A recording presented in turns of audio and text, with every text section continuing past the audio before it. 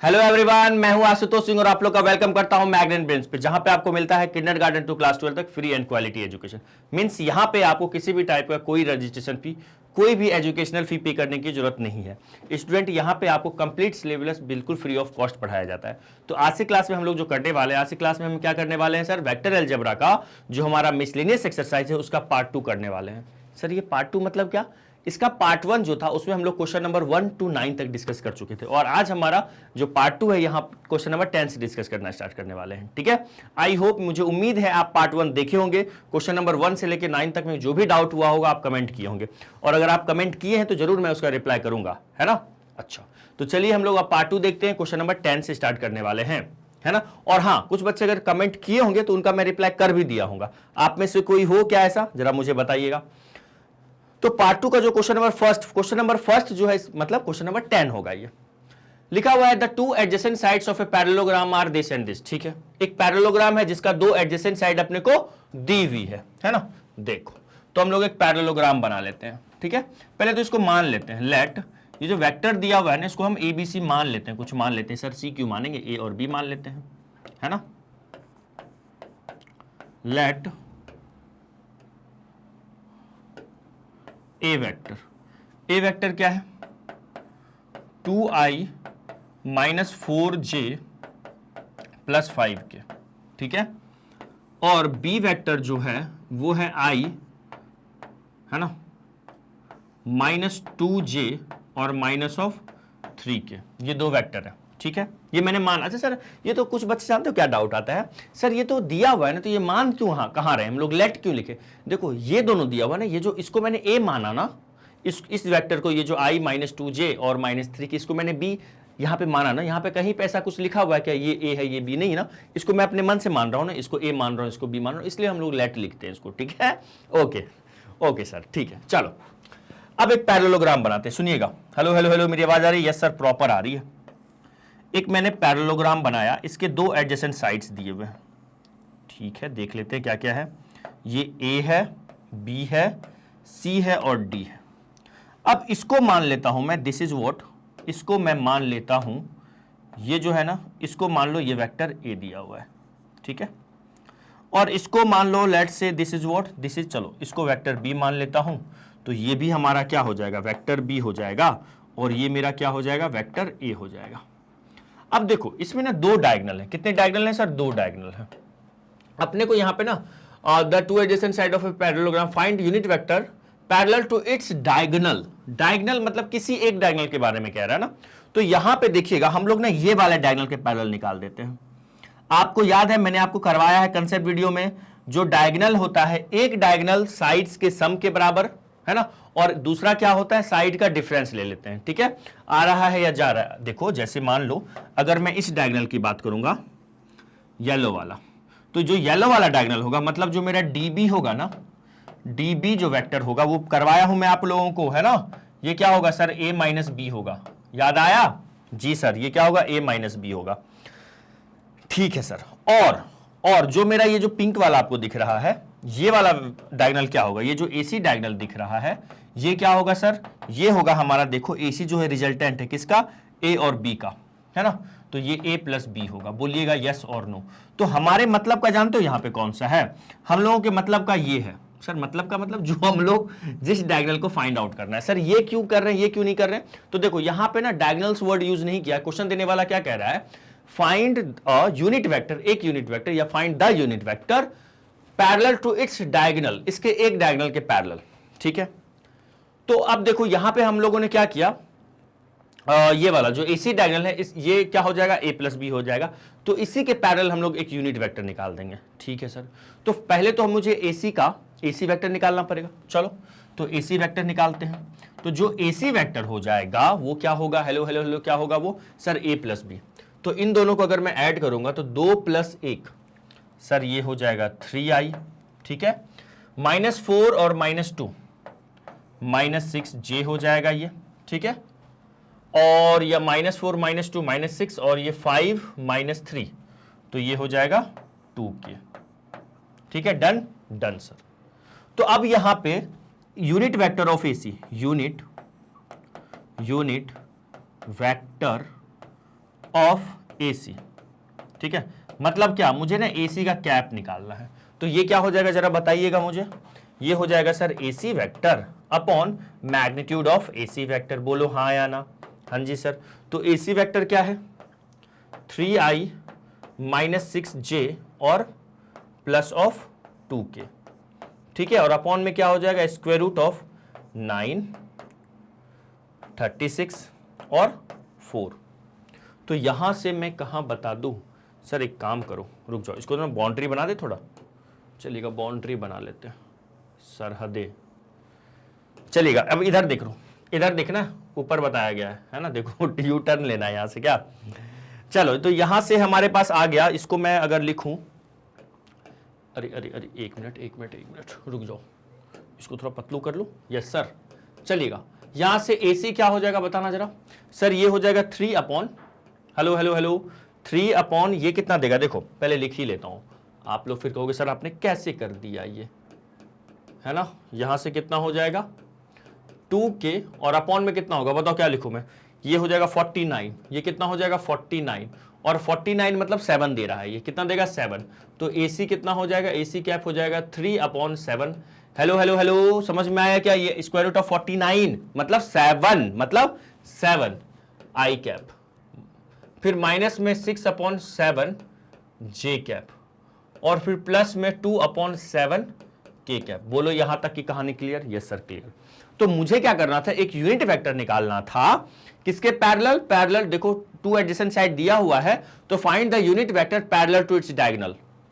तो डायगोनल के पैरेलल निकालना है, तो यही बोल सकते हैं, यही लिख लेंगे, इसको यूनिट वेक्टर निकालना था, है ना। तो हम लिख देंगे सिंपल, सो यूनिट वेक्टर, अगले पेज पे चले क्या, अगले पेज पे चलते हैं सर, है ना, अपने पास जगह भरपूर है। तो पहले तो यहां तक लिखिएगा, है ना, यहां तक स्क्रीनशॉट लीजिए।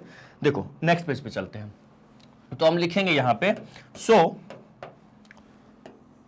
सो unit vector parallel to the diagonal, parallel to the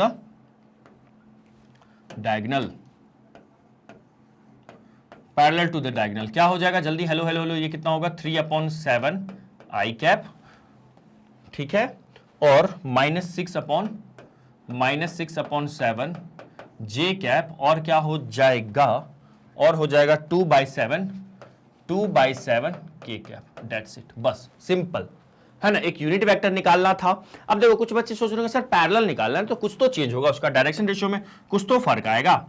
तो बेटा देखो यहां पे आप ना सिंपल डायरेक्ट वो भी वेक्टर लिख सकते हो, कोई दिक्कत नहीं है।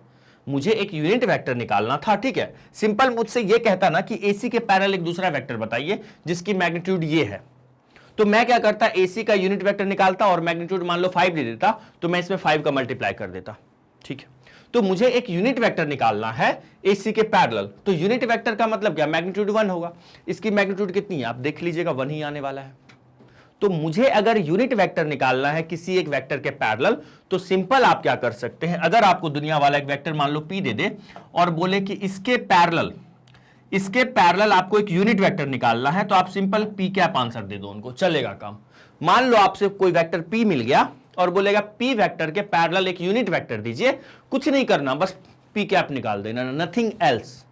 आया सर, आ गया, ठीक है, डन, ठीक है। कोई भी वेक्टर के पैरेलल अगर दूसरा यूनिट वेक्टर पूछेगा तो सिंपल है, उसी वेक्टर का यूनिट वेक्टर आप निकाल के आंसर दीजिएगा। क्लियर हो गया यहां तक, ठीक है।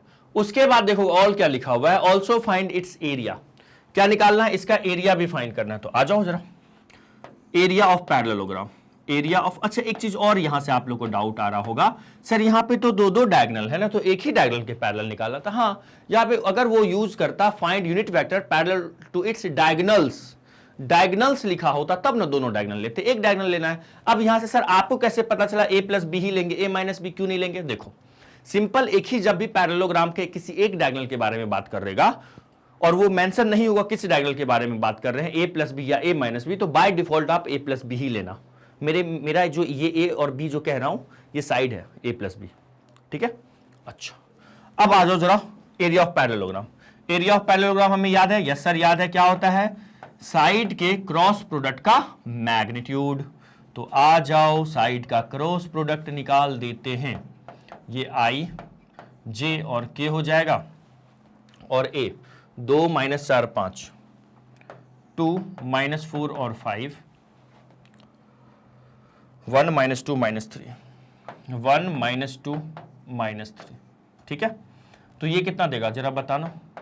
आई कैप ये दे दिया सर 12, ठीक है, और minus of minus 10, okay, minus of J cap, फिर ये हो जाएगा माइनस का 6 और माइनस 5, है ना। फिर यहां से अच्छा इसका मैग्नीट्यूड भी लगा ले क्या, चलो यहीं पे मैग्नीट्यूड का भी साइन लगा लेते हैं, ठीक है। और फिर क्या हो जाएगा, फिर हो जाएगा प्लस ऑफ के कैप, और यहां से हो जाएगा सर -4 और माइनस ऑफ -4, ठीक है। इसका मॉड ले लो आप, ठीक है। तो अपने पास आ जाएगा ये 22 कितना 22 आई कैप, और यहां से आ रहा है -11 और माइनस माइनस प्लस 11 जे कैप, और यहां से आ जाएगा ये प्लस, अरे वाह ये तो सर जीरो हो जाएगा, जीरो हो जाएगा, कैलकुलेशन थोड़ा आसान हो जाएगा।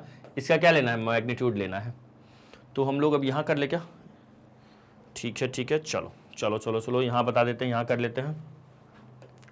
देखिएगा जरा यहाँ, तो यहाँ पे आ जाएगा area of parallelogram equal to square root of 22 का स्क्वायर और प्लस क्या होगा 11 का स्क्वायर। अब देखो यहाँ पे लगेगा दिमाग, क्या लगेगा सर दिमाग, कैसे देखो, इसको मैं लिख सकता हूँ क्या 2 इंटू 11 का होल स्क्वायर और प्लस ऑफ 11 का स्क्वायर, ठीक है।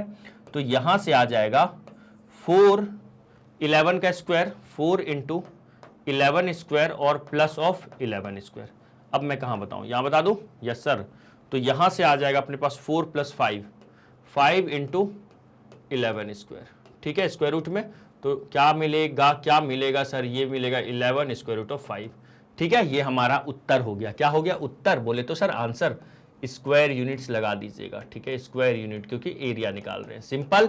देखो कुछ बच्चे क्या करेंगे, इसका स्क्वायर 22 का स्क्वायर निकालेंगे, फिर 11 का स्क्वायर, फिर ऐड करेंगे, फिर उसका स्क्वायर रूट फाइंड करेंगे। ऐसे नहीं करेंगे, थोड़ा सा सोचिए।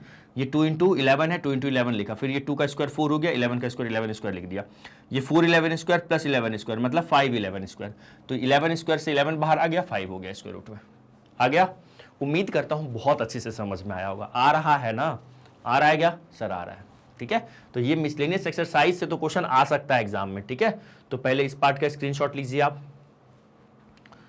ओके ओके ओके, है ना, हो गया। फिर आपको क्या करना है, इस पार्ट का स्क्रीनशॉट, इसका ले लिए स्क्रीनशॉट, और फिर आप लीजिएगा यहाँ 1 मिनट, जस्ट 1 मिनट, फिर इस पार्ट का स्क्रीनशॉट ले लीजिएगा, ठीक है। अब हम लोग करेंगे क्वेश्चन नंबर सेकंड पे मूव, सॉरी सेकंड नहीं, इस वीडियो का सेकंड मतलब ओवरऑल इस एक्सरसाइज का जो हमारा मिसलेनियस एक्सरसाइज है उसके क्वेश्चन नंबर 11 पे मूव करेंगे। देखो क्या कर रहा है, so that the directions cosines of a vector equally inclined to the axis are this. ठीक है, हमें क्या प्रूफ करना है, एक वेक्टर का जो इक्वली इंक्लाइंड है किससे सर, OX OY और OZ से, उसका डायरेक्शन कोसाइंस जो है वो plus minus 1 by square root of 3 comma plus minus 1 by square root of 3 और plus minus 1 by square root of 3 prove करना है। तो सुनो कैसे करेंगे, देखो मान लेते हैं हम लोग, है ना, लेट कर लेते हैं जो वेक्टर है ना, let the vector is a, और उसको मैं मान लेता हूं xi प्लस वाई जे और प्लस ऑफ जेड के, ठीक है, ये मैंने मान लिया। ओके सर, ओके, है ना। अब सुनना ध्यान से, यहाँ पे डायग्राम बनाते हैं। ये मेरा मान लो वाई एक्सिस हो गया, ये पॉजिटिव एक्स है ना, और पॉजिटिव जेड की बात चल रही है, ये ओ एक्स वाई और जेड हो गया। अब एक वेक्टर लेवल बनाते हैं, सुनना ध्यान से, मैंने एक वेक्टर बनाया, ठीक है। अब ये जो वेक्टर है ना, तीनों एंगल से इक्वल इंक्लाइन है। ये मान लीजिए अल्फा है, लेट से दिस इज व्हाट बीटा, और इसको मान लो गामा है ये, ठीक है। क्वेश्चन देने वाला आपसे क्या चाह रहा है, आप ये प्रूफ करो कि अगर कोई वेक्टर तीनों एक्सिस से इक्वली एंगल बना रहा है तो उनका डायरेक्शन कोसाइंस ये होगा। तो यहां से एज गिवन, जैसा कि क्या गिवन है, क्या गिवन है, क्वेश्चन वाला कह रहा है कि अल्फा जो है वो बीटा के इक्वल है और वो गामा के इक्वल है, ठीक है। सो हम ऐसा कह सकते हैं, सो यहां से तीनों इक्वली इंक्लाइंड है ना, सो दैट द डायरेक्शन कोसाइन, ठीक है, इक्वली इंक्लाइंड है, तो मतलब कॉस अल्फा इक्वल टू क्या होगा, कॉस बीटा इक्वल टू क्या होगा सर, कॉस गामा। होगा या नहीं होगा, हाँ सर होगा, ठीक है। अच्छा, हम जानते हैं, क्या जानते हैं, as we know that, as we know that, एक हम लोग रिलेशन जानते हैं क्या सर, कौन सा, अरे कौन सा, ये वाला, cos square alpha equal plus cos square beta plus cos square gamma equal to क्या हम लोग 1 जानते हैं क्या, हाँ सर जानते हैं, ठीक है। अच्छा, अब अगर ये तीनों इक्वल है तो मैं काम करता हूं ना, कॉस स्क्वायर अल्फा ये सब इक्वल है, ठीक है, तो मैं हर जगह कॉस स्क्वायर अल्फा ही लिख दूं क्या, बोलो हाँ या ना, हाँ सर लिख तो सकते हैं, कोई दिक्कत, कोई दर्द, कोई तकलीफ सर नहीं, ठीक है। ये भी तो कॉस स्क्वायर अल्फा हो सकता है, यहां पे आप सिंस करके लिख देना, यहां पे सिंस करके लिख देना, सिंस करके जो मेरा कॉस अल्फा है वो कॉस बीटा के बराबर है और कॉस गामा के बराबर है, बोलो यस और नो, यस सर, कोई दर्द, नो सर, नो दर्द, समझ में आ रहा है, ठीक है। यहां से अगर मैं ऐड करता हूं, क्या करता हूं, ऐड करता हूं, तो मुझे क्या मिलेगा, यहां से देखिएगा, मुझे मिल रहा है 3 cos square alpha equal to 1, ठीक है। तो यहां से कॉस अल्फा की वैल्यू कितनी हो जाएगी, सॉरी कॉस स्क्वायर अल्फा की वैल्यू 1/3, तो कॉस अल्फा का वैल्यू कितना आ जाएगा, प्लस माइनस 1/√3, बोलो हाँ या ना, अरे स्क्वायर से जाएगा तो प्लस माइनस आएगा, और ये स्क्वायर रूट में आएगा तो 1 का स्क्वायर रूट तो 1 ही होगा, 3 का स्क्वायर रूट ऑफ 3 लिख दिया मैंने। सो कॉस बीटा कितना हो जाएगा, और कॉस गामा भी दोनों इक्वल है, तो ये हो जाएगा प्लस माइनस 1/√3। हमें यही तो प्रूफ करना था। देखो हम लोगों ने यहां पे जो लेट किया है, 1 मिनट, हम लोगों ने क्या किया, एक वेक्टर निकालना था, proof that the direction cosines of a vector, direction cosine का मतलब cos alpha cos beta cos gamma, है ना, अल्फा बीटा गामा क्या है, वो एक्सिस से जो एंगल बना रहा है, ये मैंने माना, हम मान लेते late the vector is this, एक फॉर्मेलिटी के लिए मैंने मान लिया। अब ये जो वेक्टर है ए, ये जो वेक्टर आपको दिख रहा है, कौन सा वेक्टर सर, अरे ये वाला, ये जो वेक्टर ए दिख रहा है, ये इक्वल एंगल बना रहा है, ठीक है, ओके। यहां लिखना चाहोगे क्या, लिखना चाहोगे लेट एज गिवन, ठीक है, ये लिख लो, है ना, लेट द वेक्टर, ये यहां पे लिख दीजिए, late the vector a makes alpha comma beta and gamma angles with OX, OY and OZ respectively, ये लिख दो, है ना, ओके डन, यस सर, समझ में आ रहा है, यस सर आ रहा है, ये लिख दिए हम लोगों ने, तो मैं तो आपको चर्चा में बता दिया कि हाँ देखो ये मैंने मान लिया है, आप भी मान ले, लेकिन जो क्वेश्चन सॉल्व जो चेक करेंगे उनको तो बताना चाहिए ना कि अल्फा बीटा गामा मुझे क्या है, तो मैंने उनको बता दिया, ये जो ग्रीन कलर से दिख रहा है, लेट थोड़ा सा एडजस्ट कीजिएगा, है ना, let the vector a makes alpha beta and gamma angles with OX, OY, OZ respectively, as given alpha beta gamma equal है, so cos alpha cos beta cos gamma same होगा, और हम जानते हैं, हम लोग क्या जानते हैं मेरे लाल sir, cos square alpha plus cos square beta plus cos square gamma equal to 1 होता है, ये मैंने प्रूफ भी आपको करके बताया था, ये हम जानते हैं, बस इसी कंसेप्ट में मैंने यहां पे क्या किया, कॉस बीटा कॉस गामा के जगह पे कॉस अल्फा ही लिख दिया, तो वहां से 3 cos square alpha equal to 1 आ गया, और फिर cos square alpha equal to 1/3, तो cos alpha equal to plus minus 1/√3 हो गया, आया या गया सर, आ गया, ठीक है। तो अगर ये कॉस किसकी वैल्यू है, ये अगर कॉस अल्फा की वैल्यू है तो कॉस बीटा कॉस गामा वही होगा, सो हम कह सकते हैं, so the direction cosines are what, plus minus 1/√3, comma plus minus 1/√3 और प्लस माइनस 1/√3, आया या गया, तो सामने वाला आपको बुक वाला क्या किया है, प्लस माइनस कॉमन लेके ऐसे लिख दिखा दिया है, 1/√3, कॉमा 1/√3, फिर कॉमा 1/√3, आ गया सर, आ गया, ठीक है।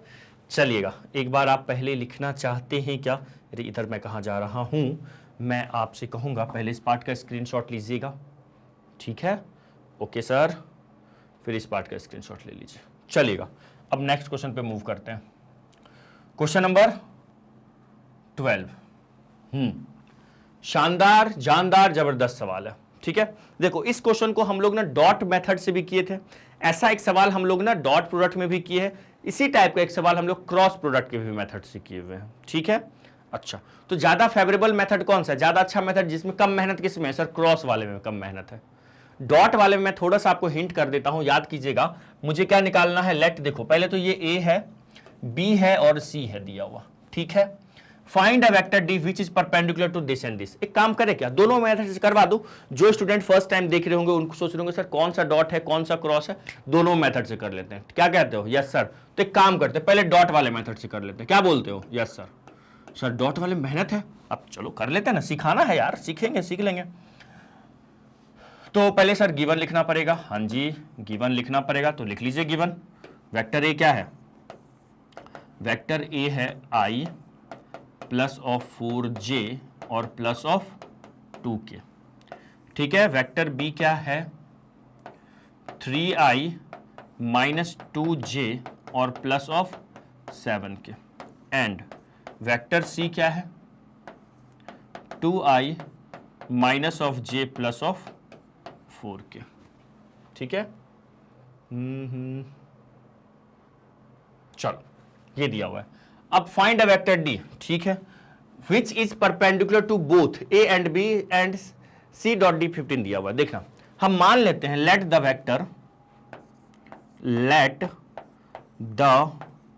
वेक्टर डी को क्या मान लेता हूं मैं, एक काम करूं क्या, इसको मान लेता हूं एक्स आई प्लस वाई जे और प्लस ऑफ जेड के।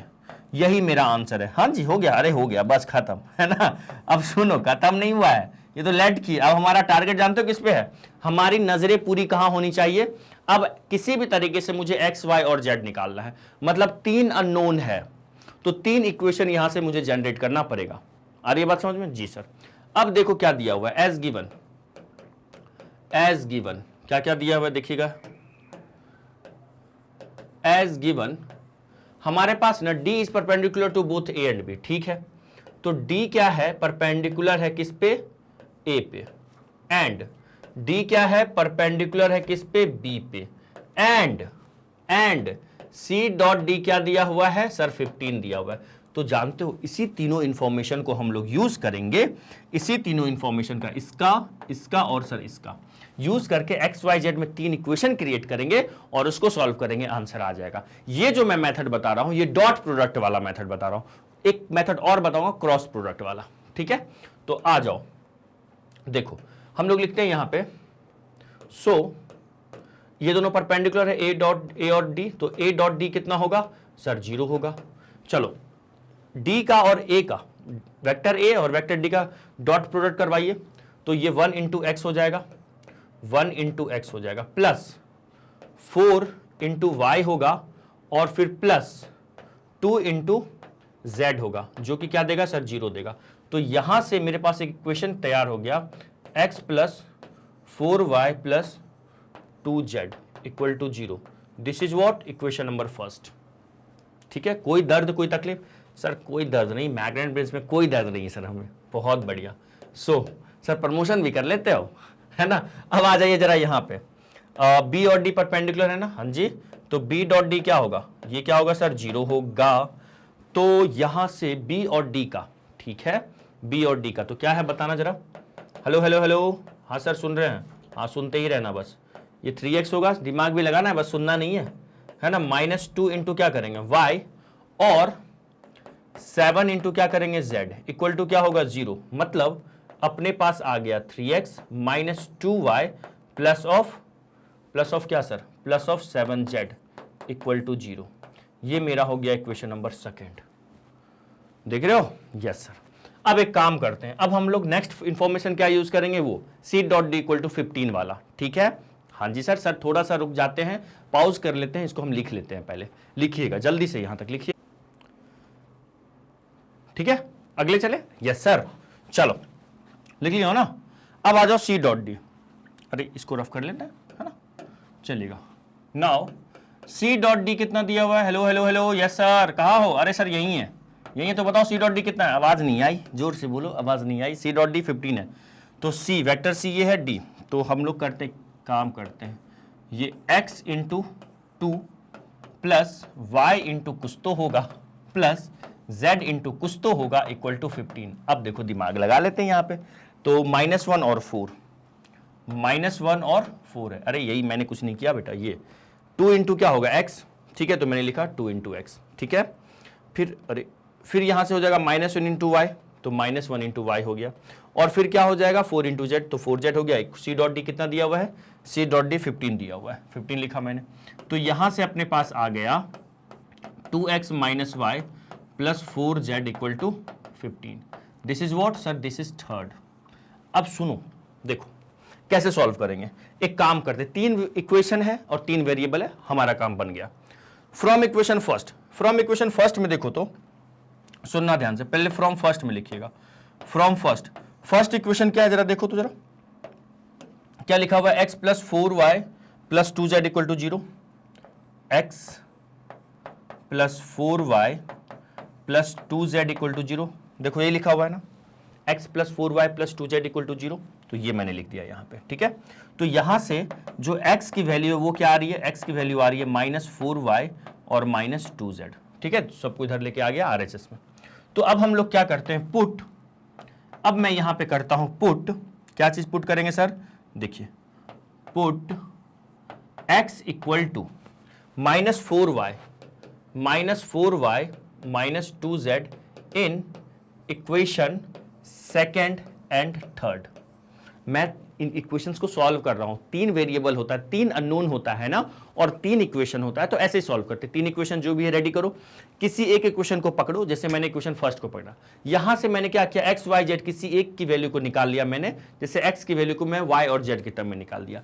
हो सकता है मैं y की भी वैल्यू निकाल सकता था, जब अगर मैं y की वैल्यू निकालता ना, तो y इक्वल टू होता -2z माइनस x, और ये 4 डिवाइड में आ जाता। फिर इस इक्वेशन को मैं पुट कर देता सेकेंड और थर्ड में, तो उससे अच्छा था हम लोगों ने क्या किया, x की वैल्यू को उठाया, इसको पुट कर रहा हूं मैं सेकेंड एंड थर्ड में, है ना, ठीक है।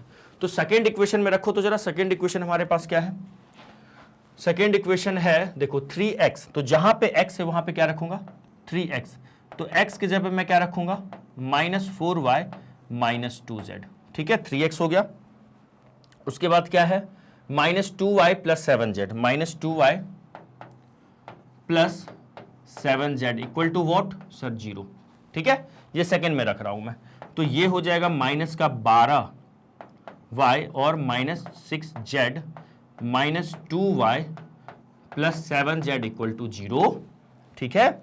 तो ये हो जाएगा -12 और ये -2 सर -14y, यहां से आ जाएगा -6z प्लस 7z, ये plus of z equal to what sir, ये हो जाएगा सर 0। तो एक काम करो मेरे लाल, इसको इक्वेशन नंबर 4 मान लो, ठीक है।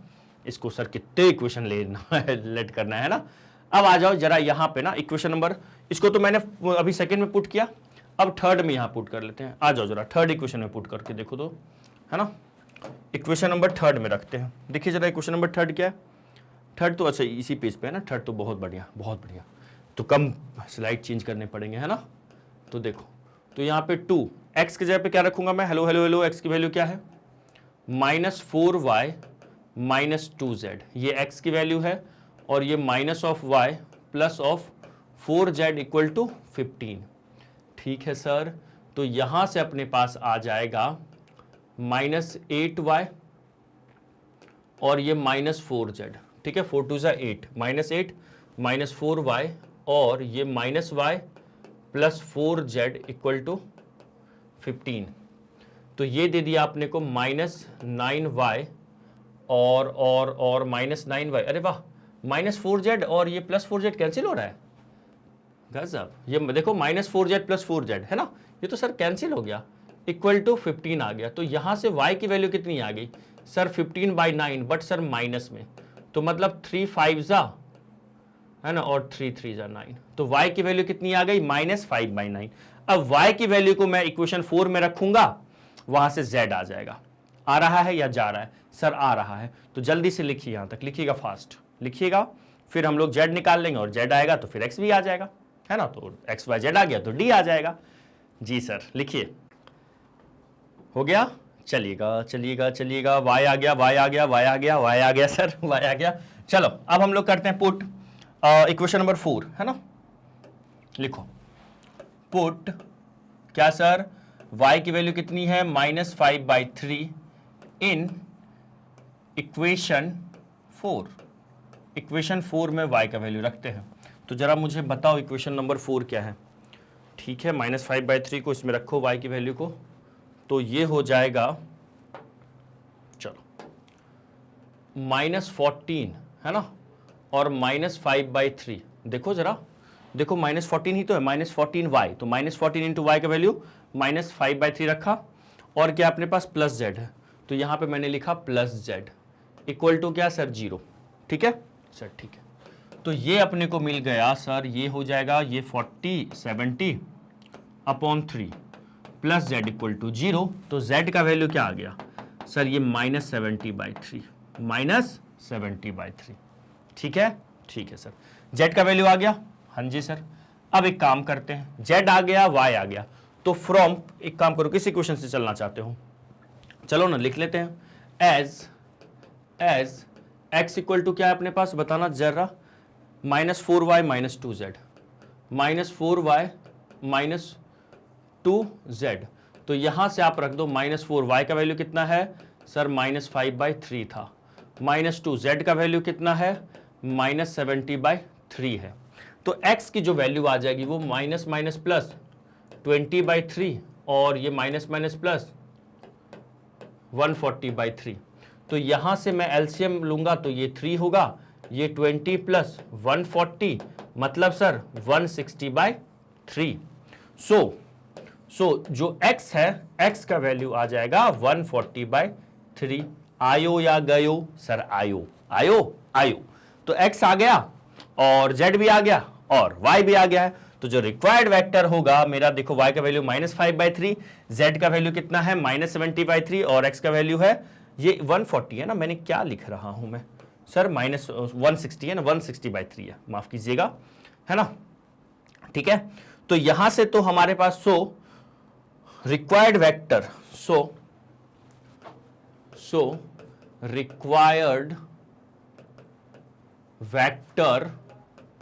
रिक्वायर्ड वेक्टर डी क्या बन जाएगा, रिक्वायर्ड वेक्टर डी बताना जरा, क्या था हमारे पास x क्या है सर, x की वैल्यू है 160/3 i, है ना।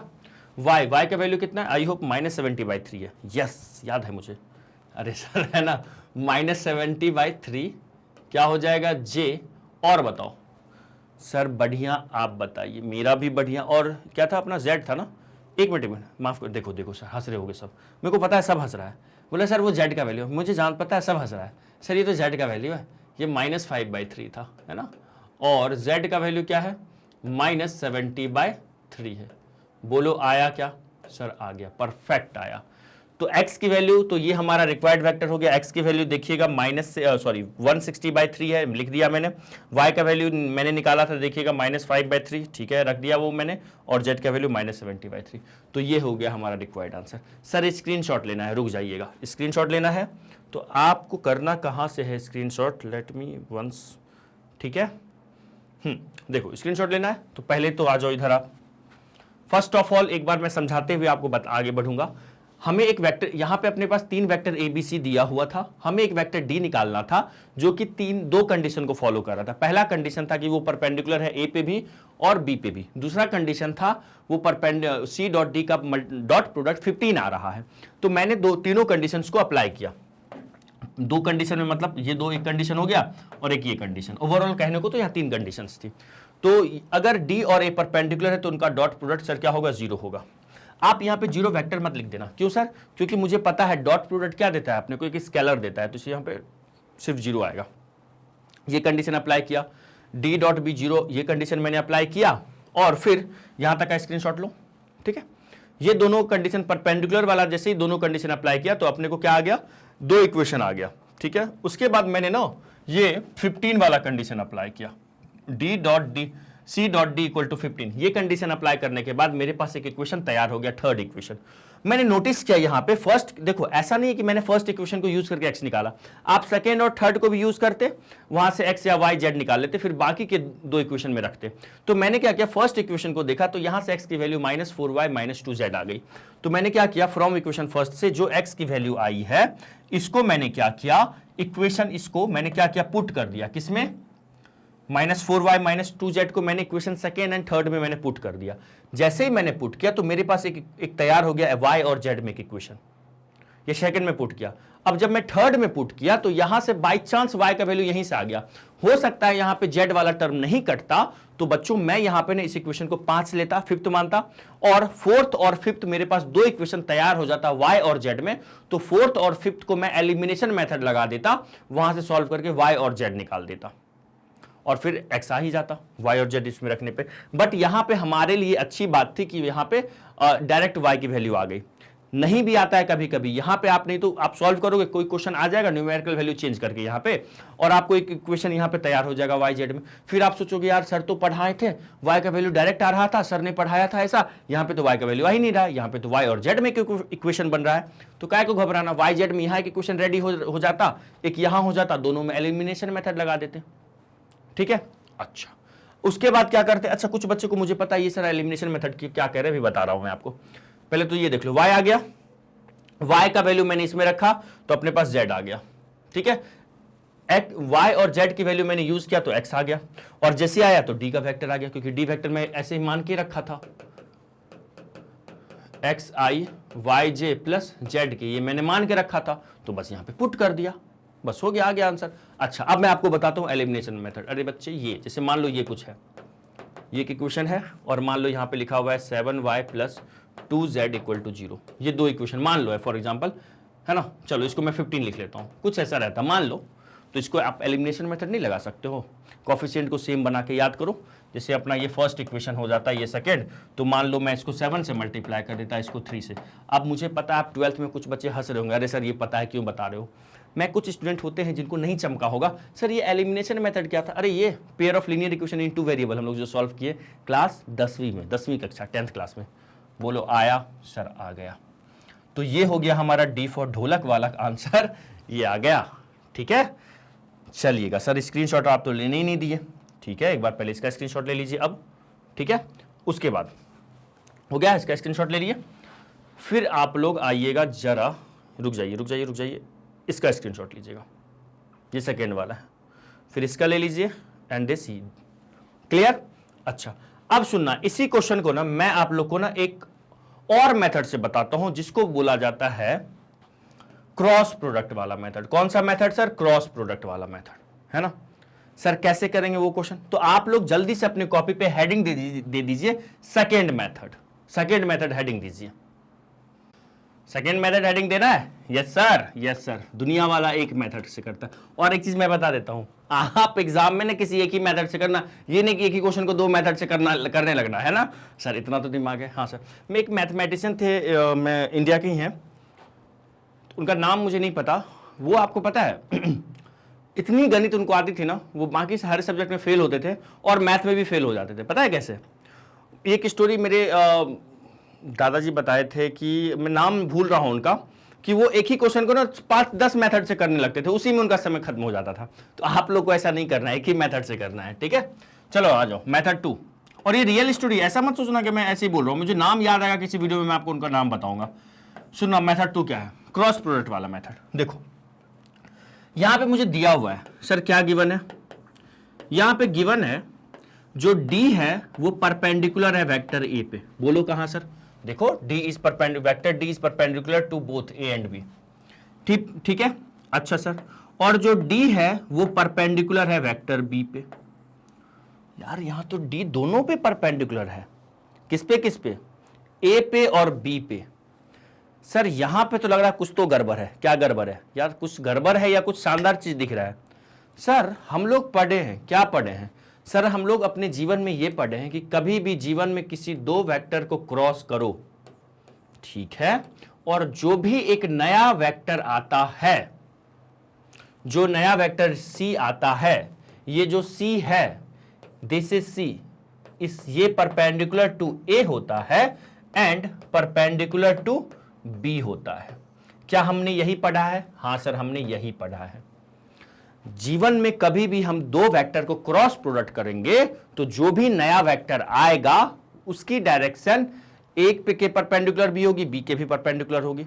ठीक है, आप सही जानते, हम भी यही जानते। इसमें थोड़ा सा मैं और आपको अच्छे से कहना चाहूंगा, आप ये कहो माफ कीजिएगा, जो ए है, सी है, वो ए और बी पे परपेंडिकुलर है, बस उससे अच्छा कहना आप ये होगा कि जो सी है ना वो परपेंडिकुलर है to the plane in which a b contain, जिसमें ए और बी होता है। सर नहीं आया, सुनो, इसके लिए मैं ना एक प्लेन ले लेता हूं। देखिए ये मेरे पास एक प्लेन है, प्लेन मतलब ये सरफेस, मान लो इस पे दो वेक्टर है, let's say this is a, this is A for Ashutosh, है ना, और दिस इज ए, मान लो, नहीं सॉरी माफ कीजिएगा, ये दिस इज बी, ये वेक्टर दिस इज बी है।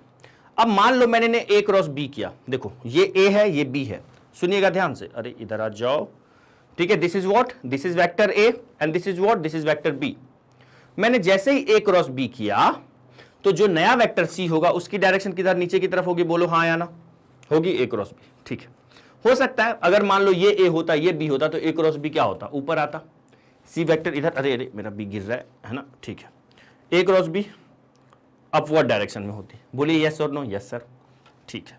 तो एक बात बताओ, ये जो वेक्टर सी है वो आप क्या कहोगे, सर वेक्टर जो सी होगा ना, अगर आपने ए क्रॉस बी किया तो जो वेक्टर सी आया है वो ए क्रॉस बी का जो भी आंसर आएगा वो वेक्टर सी होगा। बहुत अच्छी बात है। तो एक बात बताओ मुझे आप लोग, ए और बी इस प्लेन पे लाई कर रहा है, ये जो आपको दिख रहा है इस प्लेन पे लाई कर रहा है, हाँ जी सर, तो क्या इस प्लेन के परपेंडिकुलर सिर्फ एक ही वेक्टर पॉसिबल है, नहीं सर, बहुत सारे। देखो जैसे मान लो फॉर एग्जांपल ये ए क्रॉस बी है, तो ए क्रॉस बी अगर ये पेन है, अरे इस पेन का टकला ही नहीं है, है ना, इस ये टूटा हुआ पेन है, ए क्रॉस बी का टकला नहीं है, तो ये जो ए क्रॉस बी मैंने किया, ये वेक्टर आया, लेट से सी वेक्टर है। अब सी के पैरेलल तो बहुत सारे वेक्टर हो सकते हैं, बोलिए यस और नो। हाँ सर, मेरी बातें आपको समझ में आ रही है। अगर मैंने ए क्रॉस बी किया, लेट से दिस इज वेक्टर सी, तो सी के पैरेलल तो बहुत सारा वेक्टर हो सकता है। हाँ जी सर, हो तो सकता है। तो उस बहुत सारे वेक्टर में से दुनिया वाला हमसे वो वाला वेक्टर पूछ रहा है, उस बहुत सारे वेक्टर में से दुनिया वाला हमसे वो वाला वेक्टर पूछ रहा है जो इस भी कंडीशन को फॉलो कर रहा है, c dot d equal to 15 को, ठीक है। मतलब जो d है वो a पे भी परपेंडिकुलर है, d जो है वो b पे भी परपेंडिकुलर है, तो ऑब्वियसली जो मेरा d वेक्टर होगा वो या तो a क्रॉस b ही हो जाए, या फिर हम कह सकते हैं जो d होगा वो a क्रॉस b का जो भी आंसर आएगा, लेट से a क्रॉस b किया तो मेरा वेक्टर c आया, तो जो वेक्टर d होगा वो इसके पैरेलल होगा, हाँ या ना। जो d होगा वो a क्रॉस b के का जो आंसर, मान लो a क्रॉस b का आंसर c आया है, तो जो d होगा वो a क्रॉस b ही होगा या उसके पैरेलल होगा, बोलो, ठीक है। तो सर इसको लिखेंगे कैसे, सुनिएगा, मैं इसको थोड़ा साइड रख लूं, सुनो इसको लिखेंगे कैसे, एक मिनट, जस्ट 1 मिनट, है ना, इसको हम लोग कैसे लिखेंगे देखिएगा, ठीक है, एक मिनट जस्ट। तो इसको लिखने के लिए हम लोग क्या करेंगे, अरे अरे ये मैं क्या कर रहा हूं, सुनो, तो मैं लिखूंगा यहां पे सो डी जो होगा ना वो ए क्रॉस बी ना लिख के मेरे लाल, ये आप मत लिखिए, हो सकता है ए क्रॉस बी ही हो या हो सकता है वो पैरेलल हो, मुझे एग्जैक्ट नहीं पता ना, मुझे एग्जैक्ट नहीं पता ना, मुझे एग्जैक्ट इस प्लेन पे, इस पे दो प्लेन है, एक पेन मेरा है ना, एक मुझे एग्जैक्ट नहीं पता ना, हो सकता है ये जो सी है इस पे ए और बी था, अब ए और बी इस पे था, तो हो सकता है यही डी हो, ए क्रॉस बी ही हो, या उसके पैरेलल कोई और, बहुत सारे वेक्टर पैरेलल में हो सकते हैं, ए क्रॉस बी के पैरेलल इनफाइनाइट वेक्टर हो सकते हैं। अब उसमें से एक ऐसा वेक्टर मुझे चाहिए जो सी डॉट डी 15 को भी सेटिस्फाई करे। आ रही है बात समझ में, जी सर, सी का सी वेक्टर दिया हुआ है, यहां तक की कहानी क्लियर हो रही है, हाँ सर क्लियर हो रही है। तो देखिएगा, तो अगर मेरा डी ए क्रॉस बी के पैरेलल होगा, तो मैं, हम लोग पढ़े हुए हैं कि जब भी दो वेक्टर को अगर हम लोग ए इज पैरेलल टू बी लिखते हैं, ए इक्वल टू लैम्डा बी लिखते हैं या नहीं लिखते हैं, हाँ जी सर लिखते हैं, तो मैं ऐसा कह सकता हूं क्या, डी जो होगा वो ए क्रॉस बी के अगर पैरेलल है तो वो लैम्डा होगा। अब सुनो, हम लोग आगे सॉल्व करेंगे, हो सकता है बाय चांस लैम्डा की वैल्यू पॉजिटिव में कुछ आ जाए या नेगेटिव में कुछ आ जाए, हो सकता है लैम्डा की वैल्यू 1 ही आ जाए, और अगर लैम्डा की वैल्यू 1 ही आ जाएगा तो ऑब्वियसली डी का वैल्यू ए क्रॉस बी ही होगा। सर हम लोग अभी भी तो आपको कह रहे हैं, अभी तो कह रहे हैं सर, हम अभी तो कह रहे हैं सर, आप लिख तो लो सर, आप डी को ना यही लिख लो सर, क्या ए क्रॉस बी ही लिख लो ना सर। मैं क्यों लिखूं ए क्रॉस बी, क्योंकि ए और बी के परपेंडिकुलर ये जो प्लेन है इसके परपेंडिकुलर एक ही वेक्टर पॉसिबल है क्या, बहुत सारे वेक्टर पॉसिबल है। अब उस बहुत सारे वेक्टर में से एक ऐसा वेक्टर चाहिए जो इन दोनों कंडीशन को तो फुलफिल कर ही रहा है और इसको भी फुलफिल करना पड़ेगा उसको, तो उस बहुत सारे में से मैं इसलिए लैम्डा ले लिया। अब लैम्डा यहां पे क्या है, lambda belongs to real number है ना। अलग अलग लैम्डा का वैल्यू रखेंगे तो अलग अलग परपेंडिकुलर वेक्टर्स मुझे यहां पे मिलेंगे। अलग अलग लैम्डा का वैल्यू रखूंगा तो मुझे बहुत सारे अलग अलग परपेंडिकुलर वेक्टर्स मिलेंगे जो इस प्लेन पे परपेंडिकुलर है, मतलब जिस पे ए और बी लाई कर रहा है। तो आप अभी से याद रखिएगा, अभी मैं आगे चल के एक नोट लिखवा दूंगा, उसको याद रखिएगा। क्या लिखवाऊंगा? अभी लिखवा दूंगा, अब ध्यान से दीजिएगा, ठीक है। अभी लिखवाऊंगा आपको कुछ मैं, ठीक है, बस वीडियो में बने रहिएगा। ये लिखा मैंने, अब सुनो। ऑल्सो, ऑल्सो क्या सर? सी डॉट डी क्या दिया हुआ है सर? 15। एक बात बताओ, क्या मैं अगर यहां से ए क्रॉस बी निकाल दूं तो कहीं ना कहीं डी के काफी पास तक हम पहुंच जाएंगे, बस मेरे पास लैम्डा नहीं रहेगा, ठीक है। तो एक काम करते हैं, पहले हम लोग ए क्रॉस बी निकाल ही ले क्या? हाँ सर निकाल लो, अच्छा रहेगा, है ना, निकाल ही लो। तो पहले काम करते हैं, ए क्रॉस बी निकाल ही लेते हैं। ए क्रॉस बी हो जाएगा हमारा आई जे के, और ए क्या है? 1 4 2, ठीक है। और बी क्या है? 3 -2 और 7, ठीक है। आई जे के 1 4 2 1 4 2 और 3 -2 7। चलिए आ जाइए जरा बताइए, तो ये सर आई हो जाएगा, है ना, ये 28 और यहां से -4, ठीक है, माइनस ऑफ जे, और ये हो जाएगा 1 × 7 7 -6 और प्लस ऑफ के, ठीक है, -2 और -12। Done done sir. अब देखो यहां से अपने पास आ जाएगा ये चीज ए क्रॉस बी। तो ए क्रॉस बी क्या आ जाएगा जल्दी से बताइएगा सर? ये आ जाएगा, यहां माइनस माइनस प्लस हो जाएगा, ये 32i और ये सर 7 -6 1 देगा, और यहां से -14 के। यहां तक में कोई दर्द आपको? सर कोई दर्द नहीं, यहां तक सब समझ में आ रहा है। ये अपने पास क्या आ गया? ये अपने पास ए क्रॉस बी आ गया।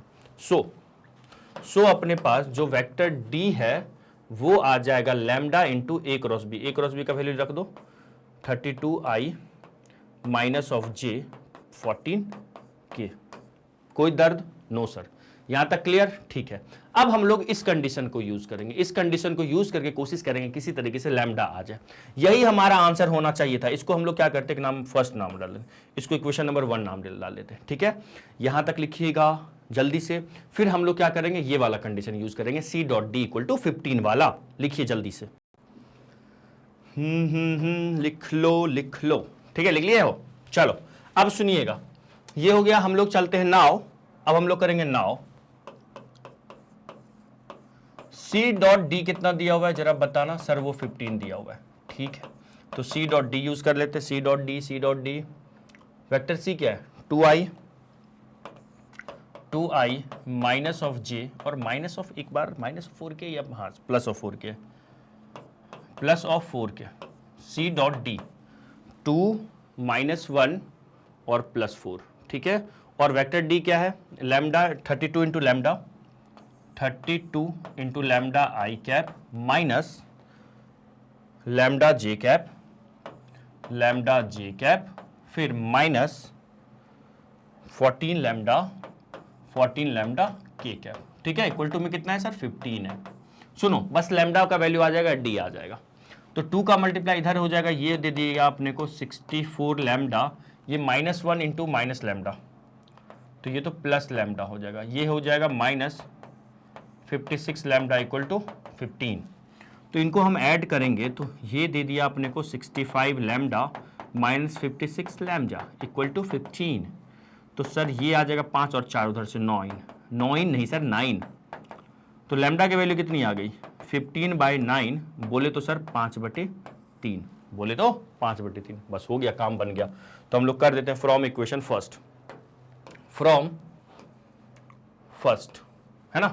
फर्स्ट में क्या था देखिएगा जरा, डी इक्वल टू क्या लिखा हुआ है sir? Lambda into 32i minus j और -14 के। देखिए मैंने विदाउट स्लाइड चेंज किए हुए बता दिया सर कैसे। ये देखो, अरे ये कहाँ जा रहा था मैं, ये देखिएगा, है ना। ये 32 माइनस जे है और -14 है ना, 32i माइनस जे और -14 के। तो बस मैंने यहीं पे क्या किया, वैल्यू पुट कर दिया है है ना, -32, ठीक है। तो अब यहाँ पे लैम्डा का वैल्यू पुट कर दो, तो लैम्डा का वैल्यू है क्या अपने पास सर 5/3 है, तो 5/3 रख दीजिए। तो फाइनली हमारे पास जो आंसर आ रहा है देखिएगा, वेक्टर डी इक्वल टू बन रहा है, ये हो जाएगा 160/3 आई कैप और माइनस में 5/3 जे कैप, ठीक है, और फिर माइनस में 70/3 के कैप। बताओ, तो देखिए इस भी तरीके से आंसर जो आया हमारा कितना शानदार, वेक्टर डी इक्वल टू ये रहा हमारा। दोनों से क्या सेम आंसर आया है क्या? हाँ जी सर सेम आंसर आया। तो एक बार अच्छा वाला स्माइल हो जाए आपका, अच्छा वाला स्माइल जी सर, ठीक है। तो उम्मीद करते बहुत सारे स्टूडेंट कह रहे होंगे सर उसमें ने 3-4 स्लाइड लगाता है, ये तो बड़ा अच्छा मेथड है। हाँ बहुत अच्छा मेथड है, ठीक है। चलिए तो एकदम हमेशा याद रखना। अब मैं आपको बोला हूं कुछ नोट करके लिखवाऊंगा, अभी लिखवाता हूं, पहले इसका स्क्रीनशॉट ले लो आप, फिर इसका ले लो, ठीक है। सुनिएगा, एक ना आप नोट करके लिख लो, नोट करके क्या लिखना है सुनिएगा, बहुत इंपॉर्टेंट है, वी वी वी वी आई, बहुत ज्यादा इंपॉर्टेंट चीज बता रहा हूं, सुनिएगा। नोट डालिए और लिखिए क्या लिखना है। देखो यहां लिखो, इफ इन जनरल, रुकिए रुकिए रुकिए, sorry, if A is perpendicular to B and A is मान लो perpendicular to C है, ठीक है। तो यहां से A आपको किस पे परपेंडिकुलर दिख रहा है, B और C पे। तो हम लोग कहेंगे जो A होगा वो क्या होगा, उसको आप लोग ऐसा लिख देते हो B क्रॉस C, नहीं ऐसा लिखना गलत है, तो नहीं कह सकते हैं, ऐसा नहीं लिखा कीजिएगा। क्या कह सकते हो, इसको लिखोगे A जो होगा हमारा पैरेलल होगा किसके, B क्रॉस C के, याद रखिएगा, ठीक है। तो हम यहां से कह सकते हैं सो जो मेरा A होगा वो पैरेलल वर्ड जैसे ही आ गया यहां पे lambda into B cross C, बोलो हाँ या ना। हम लोग पढ़े हैं ना दो वेक्टर जैसे A और B पैरेलल वेक्टर्स होते हैं, तो हम लोग लिखते हैं ना A इक्वल टू लैम्डा भी लिख सकते हैं कि नहीं लिख सकते, हाँ जी सर लिखते तो हैं। तो बस वही यहां पे करना है, अपने को लिखना है, ठीक है। तो यही मेरे को नोट करके मैंने आपको जो बोला था लिखवाऊंगा। A अगर B पे भी परपेंडिकुलर है, C पे भी परपेंडिकुलर है, तो जो A होगा यहां से नोट करके ये लिखना है, A will be perpendicular to the plane in which B and C lie, in which vector B and vector C lie, ठीक है। प्लेन, जैसे ये एक प्लेन है, ये बोर्ड आपको एक प्लेन दिख रहा है, अगर मान लीजिए ये B होगा और लेट से ये वेक्टर C है, तो जो वेक्टर A है इस प्लेन पे परपेंडिकुलर होगा, मतलब आपके तरफ आएगा ये मार्कर A, ठीक है, या बैक साइड में जाएगा। Clear sir, clear. तो एक बार जल्दी से इसका स्क्रीनशॉट ले लो, ठीक है। A जो A पे भी B पे भी परपेंडिकुलर है, C पे भी परपेंडिकुलर है, तो जो A होगा वो पैरेलल होगा B क्रॉस C के, तो A को हम लोग लैम्डा B क्रॉस C लिखा करेंगे, उसके बाद लैम्डा की वैल्यू और इंफॉर्मेशन यूज करेंगे, जैसे इस सवाल में C dot D equal to 15 information दिया हुआ था लैम्डा निकालने के लिए, ठीक है। चलिए ओके सर, तो यहां से अब हम लोग आते हैं अपने नेक्स्ट क्वेश्चन पे। ये क्वेश्चन नंबर 12 हो गया, अब हम लोग क्वेश्चन नंबर 13 पे मूव करते हैं। पढ़िए जरा ये क्वेश्चन पढ़िए, तो बहुत अच्छा सवाल है, पढ़ो क्वेश्चन पढ़ो। क्या लिखा हुआ है, the scalar product. Scalar product पता है ना, हाँ सर पता है, मिसलेनियस एक्सरसाइज कर रहे हैं सर। स्केलर प्रोडक्ट का मतलब डॉट प्रोडक्ट, तो the scalar product of the vector this, है ना, इस वेक्टर का scalar product with the unit vector along the sum of this and this is equal to 1, ठीक है। देन फाइंड ऑफ लैम्डा, बहुत अच्छा सवाल है और इजी भी है, ज्यादा टफ भी नहीं है ना, सिंपल क्वेश्चन है ना। देखो द स्केलर प्रोडक्ट हम मान लेते हैं, पहले लेट कर लो। देखो सबसे पहले ना हम लोग लेट कर लेते हैं, जो वेक्टर्स दिए हुए इनको कुछ नाम दे देते हैं, क्या कहते हो, यस सर लेट। पहले वाले को चलो ए नाम दे देते हैं, ए का वैल्यू क्या है i प्लस जे और प्लस के, ये मेरा ए वेक्टर हो गया। और बी वेक्टर मान लो इसको, बी वेक्टर क्या है 2i प्लस 4j और माइनस ऑफ 5k, ठीक है। एंड वेक्टर सी देखिएगा, वेक्टर सी क्या है लैम्डा i प्लस 2j और plus of 3k, okay yes sir.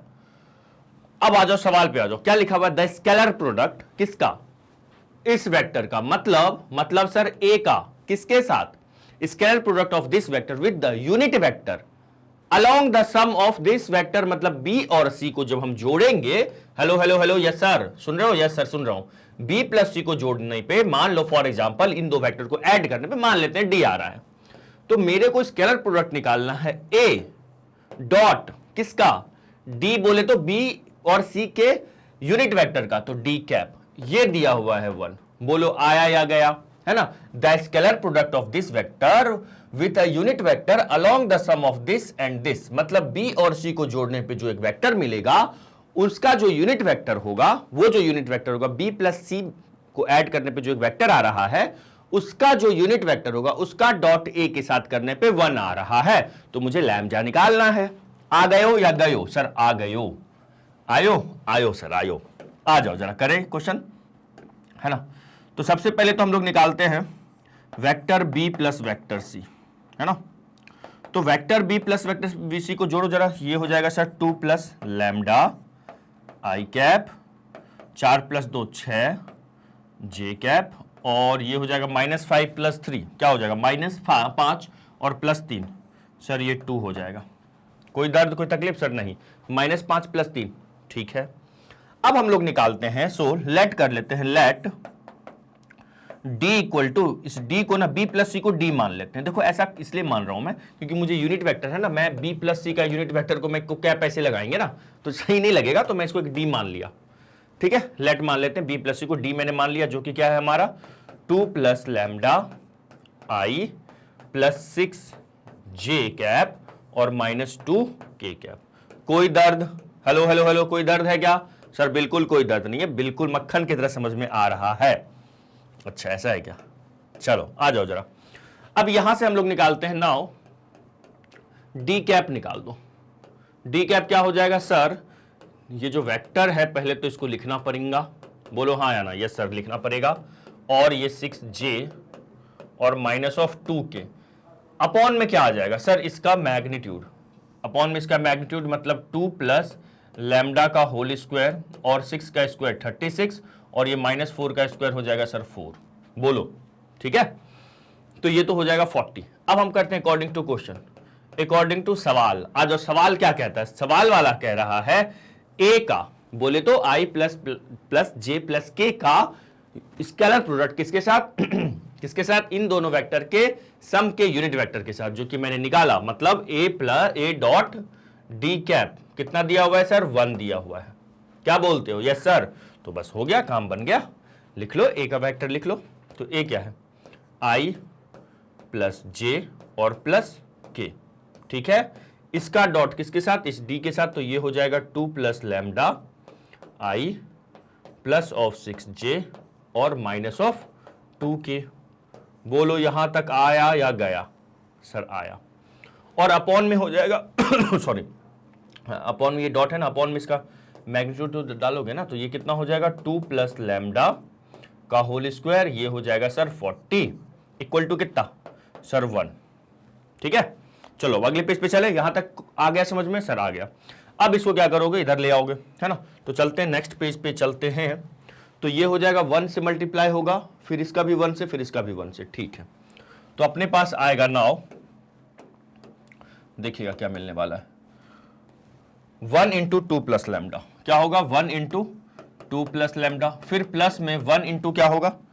1 into -6 sorry +6, फिर प्लस में होगा 1 इंटू -2। बोलो ऐसा ही होगा, ऐसा ही होगा 1 इंटू -2। और अपॉन में क्या लिखा हुआ है?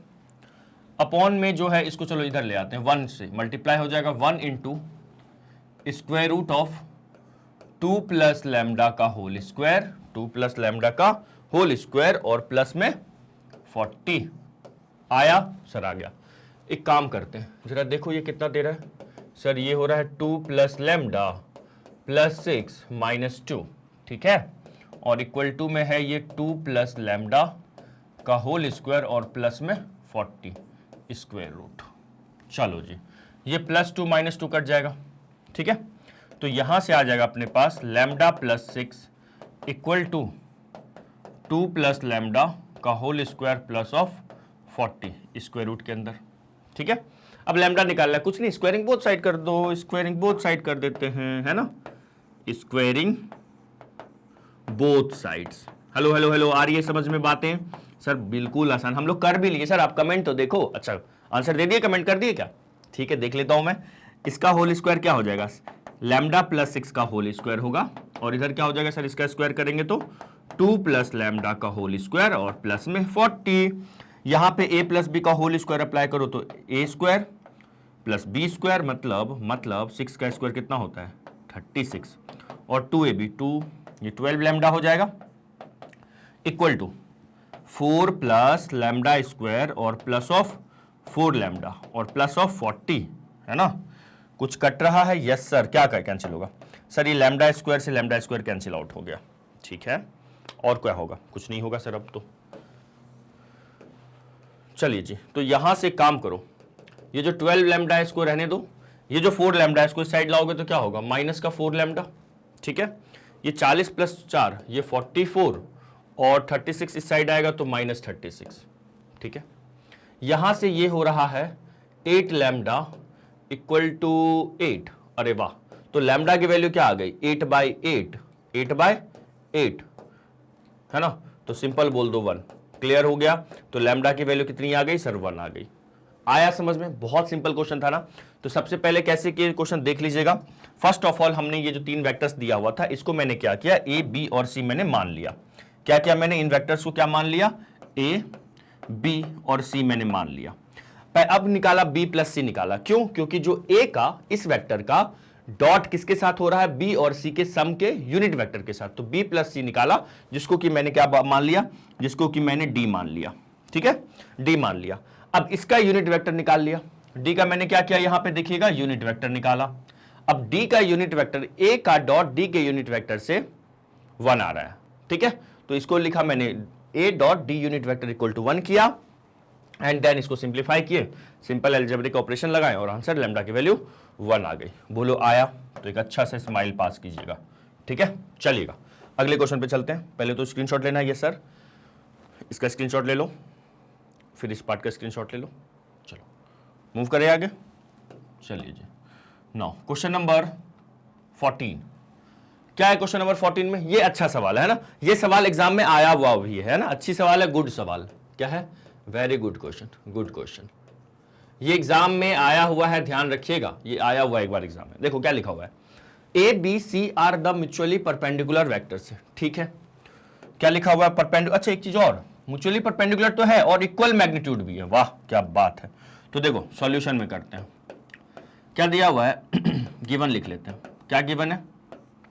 गिवन है A is perpendicular to B, comma B is perpendicular to C, comma A is perpendicular to C। A B पे B और C और A और C सब आपस में क्या है?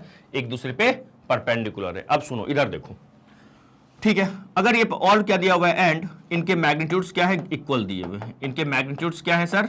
इक्वल दिए हुए हैं। यहां तक की कहानी क्लियर है सर? इजी है। क्लियर क्या है सर? इजी है। अब देखो, अब यहां पे थोड़ा सा हमें दिमाग लगाना पड़ेगा। क्या करेंगे यहां पे? देखिएगा, एज, ये तो पहले मैंने गिवन लिख दिया, as A is perpendicular to B.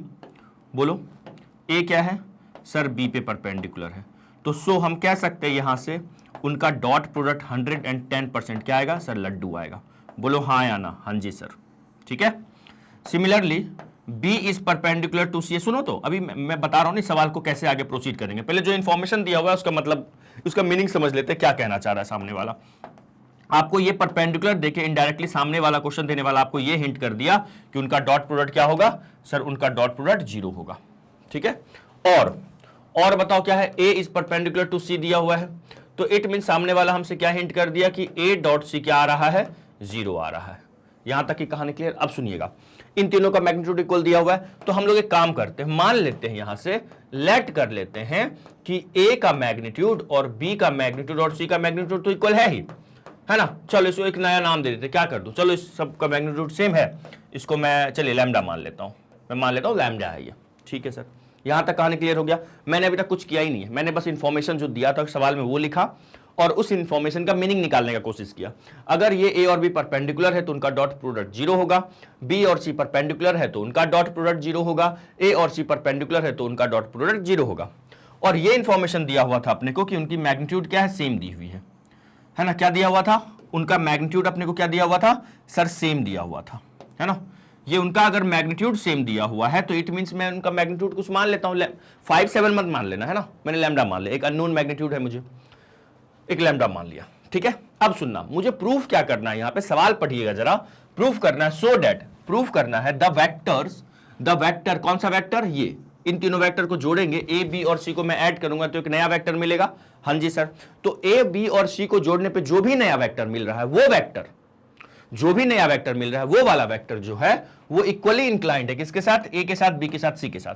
मतलब सामने वाला आपको ये प्रूफ करने बोल रहा है कि प्रूफ करो कि ए बी और सी को जोड़ने पे जो नया वेक्टर आ रहा है वो ए के साथ जितना एंगल बना रहा है उतना ही बी के साथ और उतना ही सी के साथ, बस ये प्रूफ करना है। सर ऐसे बोल रहे हो कि ये प्रूफ करना लगता है इतना आसान है, सर बताओ तो आगे कैसे करेंगे, सुन लो। देखो यहां पे मान लेते हैं, इसको रफ कर लेते हैं मान लेते हैं let A plus B plus C, है ना, मेक्स एंगल्स विथ मेक्स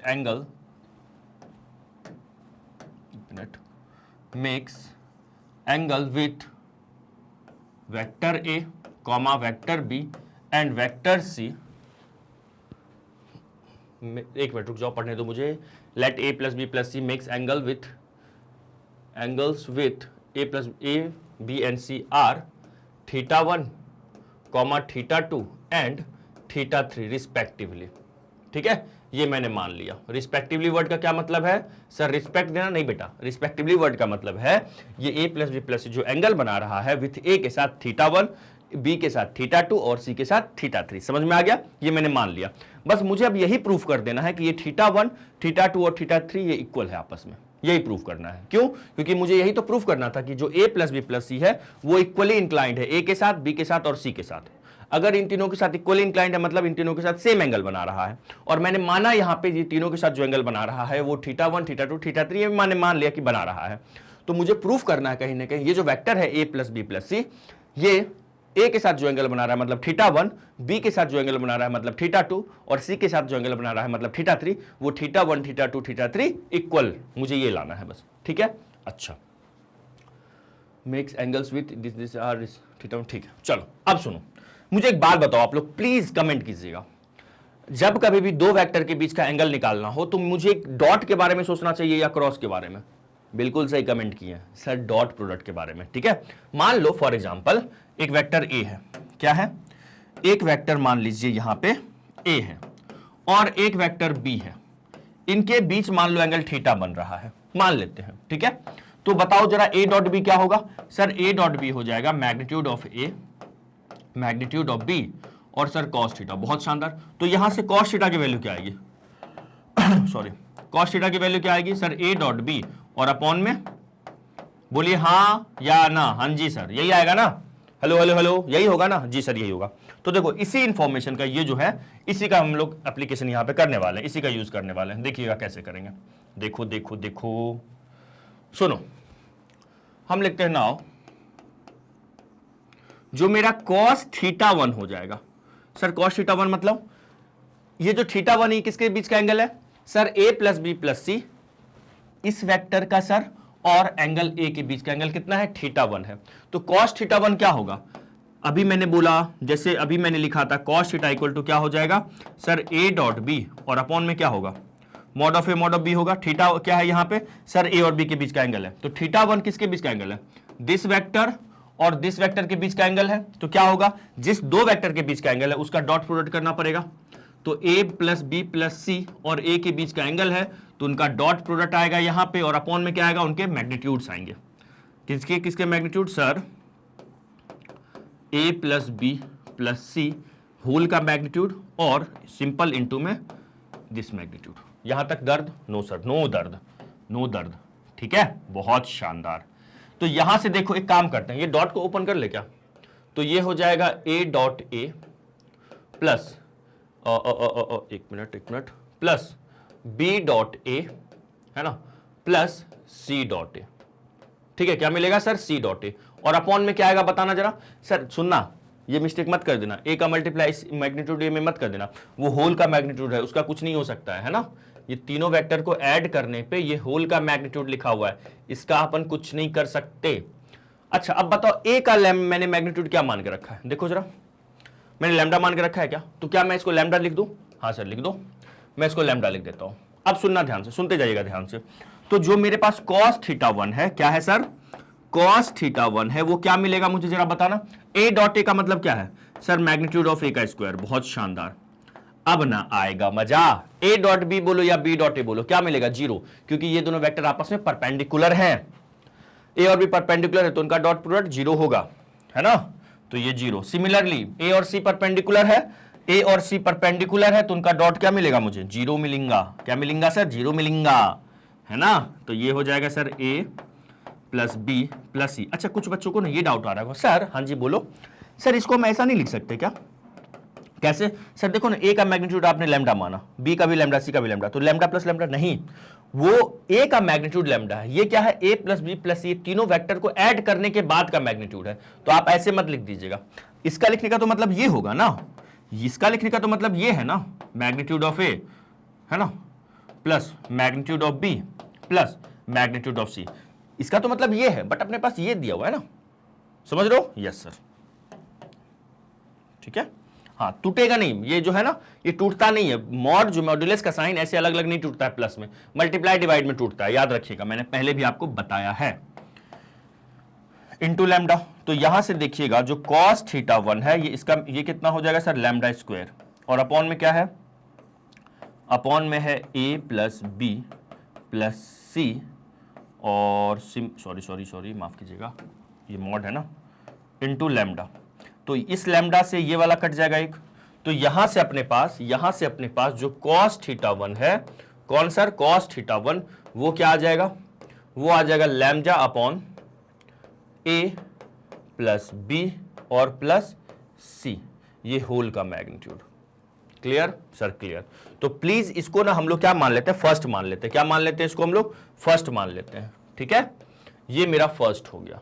अच्छा एक काम करो ना, यहां से इसको फर्स्ट मत मानो, एक काम करो, पहले θ1 निकाल ही लेते हैं, है ना, θ1 निकाल ही लेते हैं, रुकिएगा, है ना, यहां से θ1 की वैल्यू कितनी आ जाएगी सर, वो हो जाएगा cos इनवर्स, है ना, क्या होगा, θ1 cos इनवर्स, और ये हो जाएगा लैम्डा अपॉन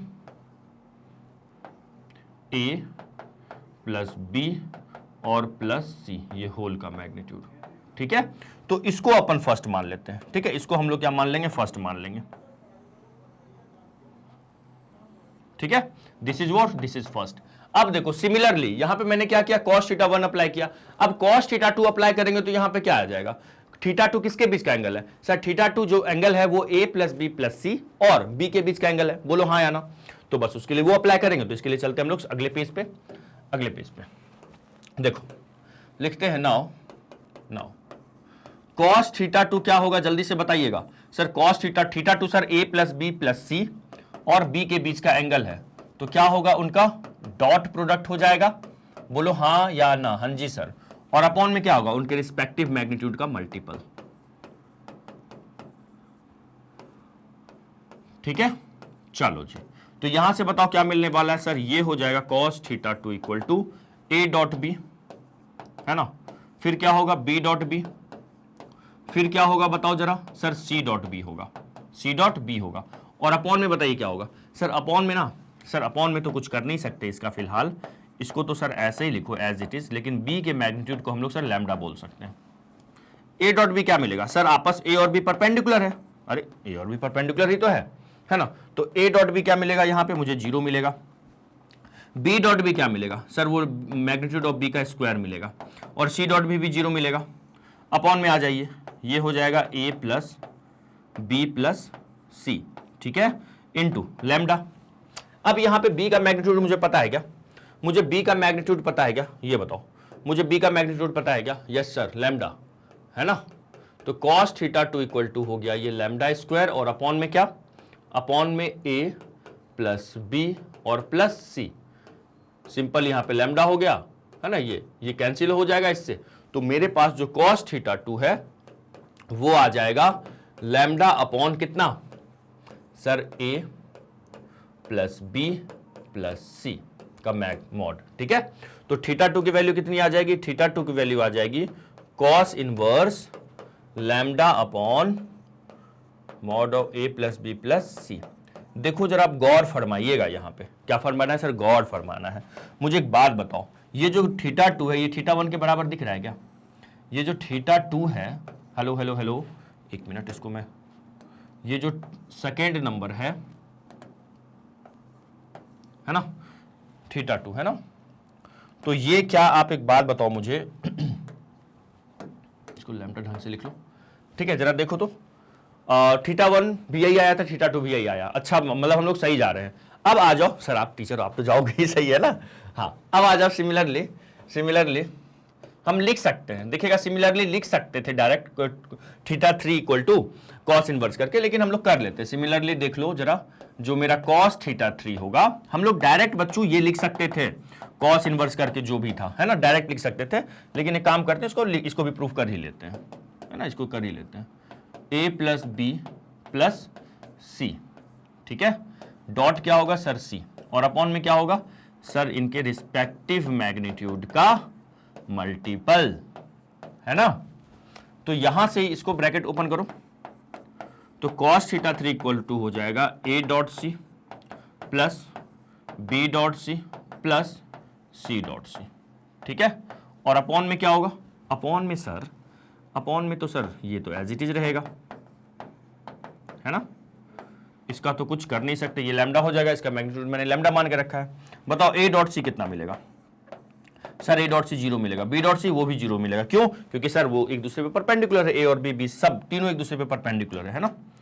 चलिएगा, तो और ये कितना हो जाएगा, c dot C mod of c का स्क्वायर, और अपॉन में क्या, अपॉन में तो एज इट इज इसको लिख दो, क्या बोलते हो, यस सर, इनटू लैम्डा, है ना।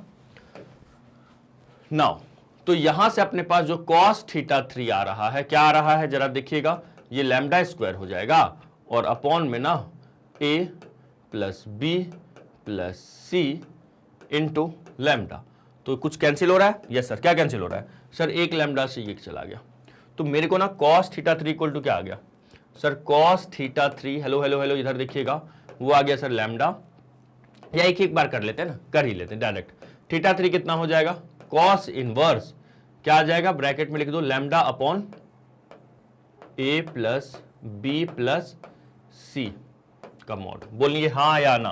तो बेटा ये हमारा थर्ड नंबर है, ये हमारा थर्ड नंबर है, हम लिखेंगे from first second and third we get, हम लोगों को क्या मिला from first second and third से, बताइए क्या दिख रहा है, first second and third 1 by 1 देख लो, देखो मेरे पास फर्स्ट था क्या था, theta equal to cos inverse lambda upon this का मैग्नीट्यूड, थीटा सेकेंड देखिएगा, सेकेंड नंबर जो है क्या है, cos inverse equal to lambda upon a plus B plus C का मैग्नीट्यूड, और थर्ड नंबर भी वही है। तो फर्स्ट सेकेंड एंड थर्ड से हमें क्या मिला, जो थीटा 1 है वो इक्वल टू है थीटा 2 के, और इक्वल टू है थीटा 3 के, और ये सब किसके इक्वल है, cos inverse lambda upon a plus B plus C का मैग्नीट्यूड, बोलो हाँ या ना। तो इससे क्या समझ में आया, तीनों एंगल सेम है, और तीनों हमने माना था, तीनों को क्या माना, देखो जरा, थीटा 1 थीटा 2 थीटा 3 क्या था हमारा, एंगल था, किसके बीच, ये थीटा 1 किसके बीच का एंगल था sir, angle A, sorry vector A और a प्लस बी प्लस सी के बीच का एंगल, थीटा 2 क्या है सर, वेक्टर बी और a प्लस बी प्लस सी के बीच का एंगल, थीटा 3 क्या है सर, वेक्टर सी और a plus B plus C vector के बीच का एंगल था, ठीक है, ये तीनों सेम दिखा, तो हम कह सकते हैं हेंस, यहां से लिख सकते हैं हेंस जो मेरा a प्लस बी प्लस सी वैक्टर है इज इक्वली इंक्लाइंड है ना, equally inclined with what, with vector a comma vector b and vector c, ठीक है, हेंस प्रूव्ड, यही तो प्रूव करना था, बोलो आयो या गयो सर, आयो, तो सर स्क्रीनशॉट लेना है, तो रुक जाइए, मैं जैसे बताऊंगा आपको वहां से स्क्रीनशॉट लेना है, कुछ ज्यादा ही यहां पे लिख दिए हम लोग, है ना जी सर। चलिए, तो फर्स्ट ऑफ ऑल मैंने क्या किया, एक बार मैं फिर से बता देता हूं, सिंपल था, ये मैंने इंफॉर्मेशन बस लिखा, ये आपस में परपेंडिकुलर वेक्टर्स थे, तो उनका डॉट प्रोडक्ट क्या होगा, 0 होगा, इनके मैग्नीट्यूड्स इक्वल दिए हुए हैं, और वो क्या है वो मुझे नहीं दिया हुआ था, तो मैंने एक रैंडमली लैम्डा मान लिया, ठीक है, यहां तक का ये इंफॉर्मेशन था।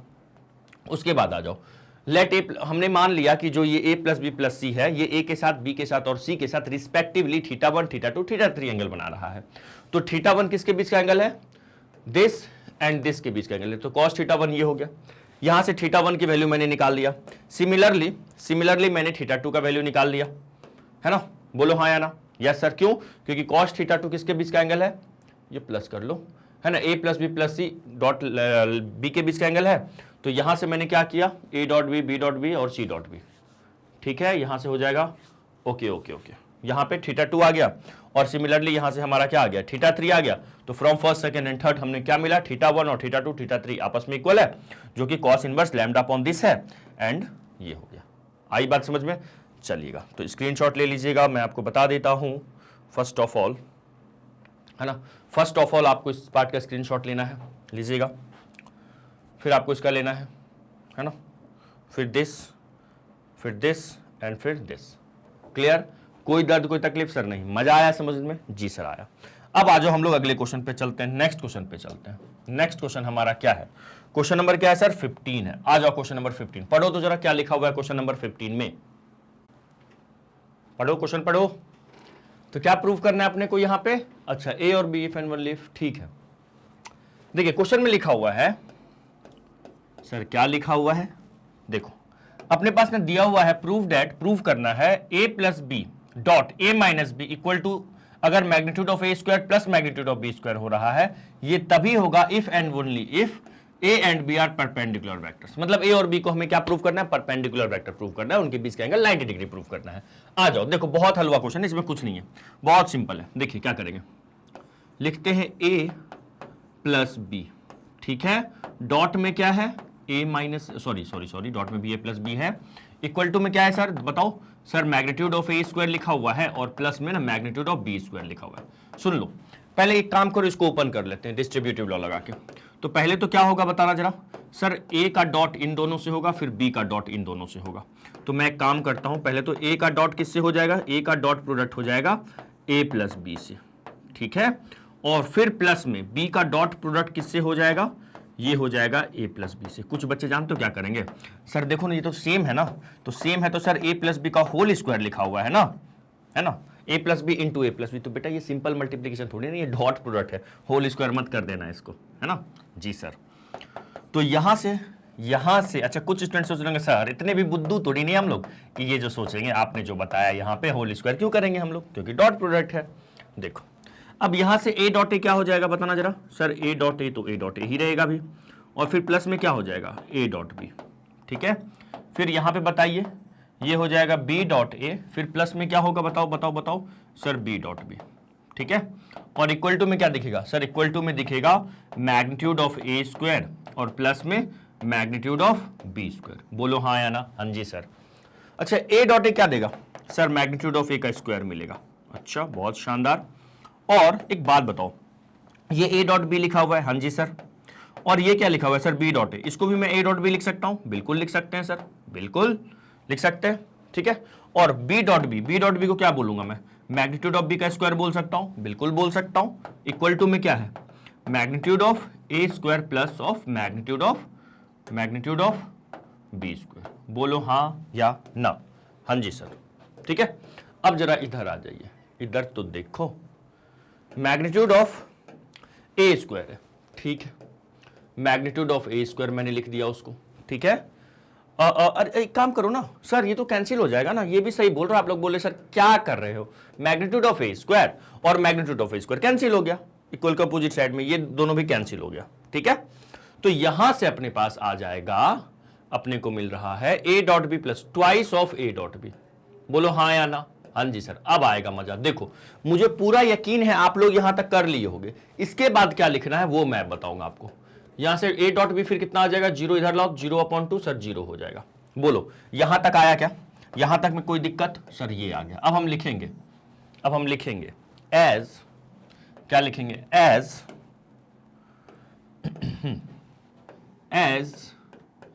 ए and B are non zero vector. देखो क्वेश्चन में ही दिया हुआ है, ये दोनों क्या नॉन जीरो वेक्टर है। As A and B are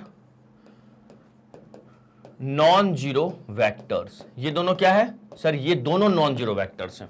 और अगर दो नॉन जीरो वेक्टर का डॉट प्रोडक्ट हम करते हैं और जीरो आता है तो 100% दे आर व्हाट परपेंडिकुलर, क्योंकि हम जानते हैं कि अगर a डॉट बी दो वेक्टर का डॉट प्रोडक्ट अगर जीरो आ रहा है तो यहां से तीन कंडीशंस हो सकता है, या तो a मेरा नल वेक्टर होगा, है ना, या फिर मेरा b नल वेक्टर होगा, है ना, या फिर मेरे पास ऐसा हो सकता है कि वो आपस में ना परपेंडिकुलर हो, उनके बीच का एंगल 90 डिग्री हो, ये हम जानते हैं। लेकिन क्वेश्चन वाला हमें कह रहा है, क्वेश्चन वाला कह रहा है ये ना तो ये जीरो है ना तो ये जीरो है, तो 100% वो परपेंडिकुलर ही तो होगा, बोलो ऑब्वियसली होगा। तो यहां से हम लिखेंगे, इसको लिखेंगे क्या, as a and b are non zero vectors and hair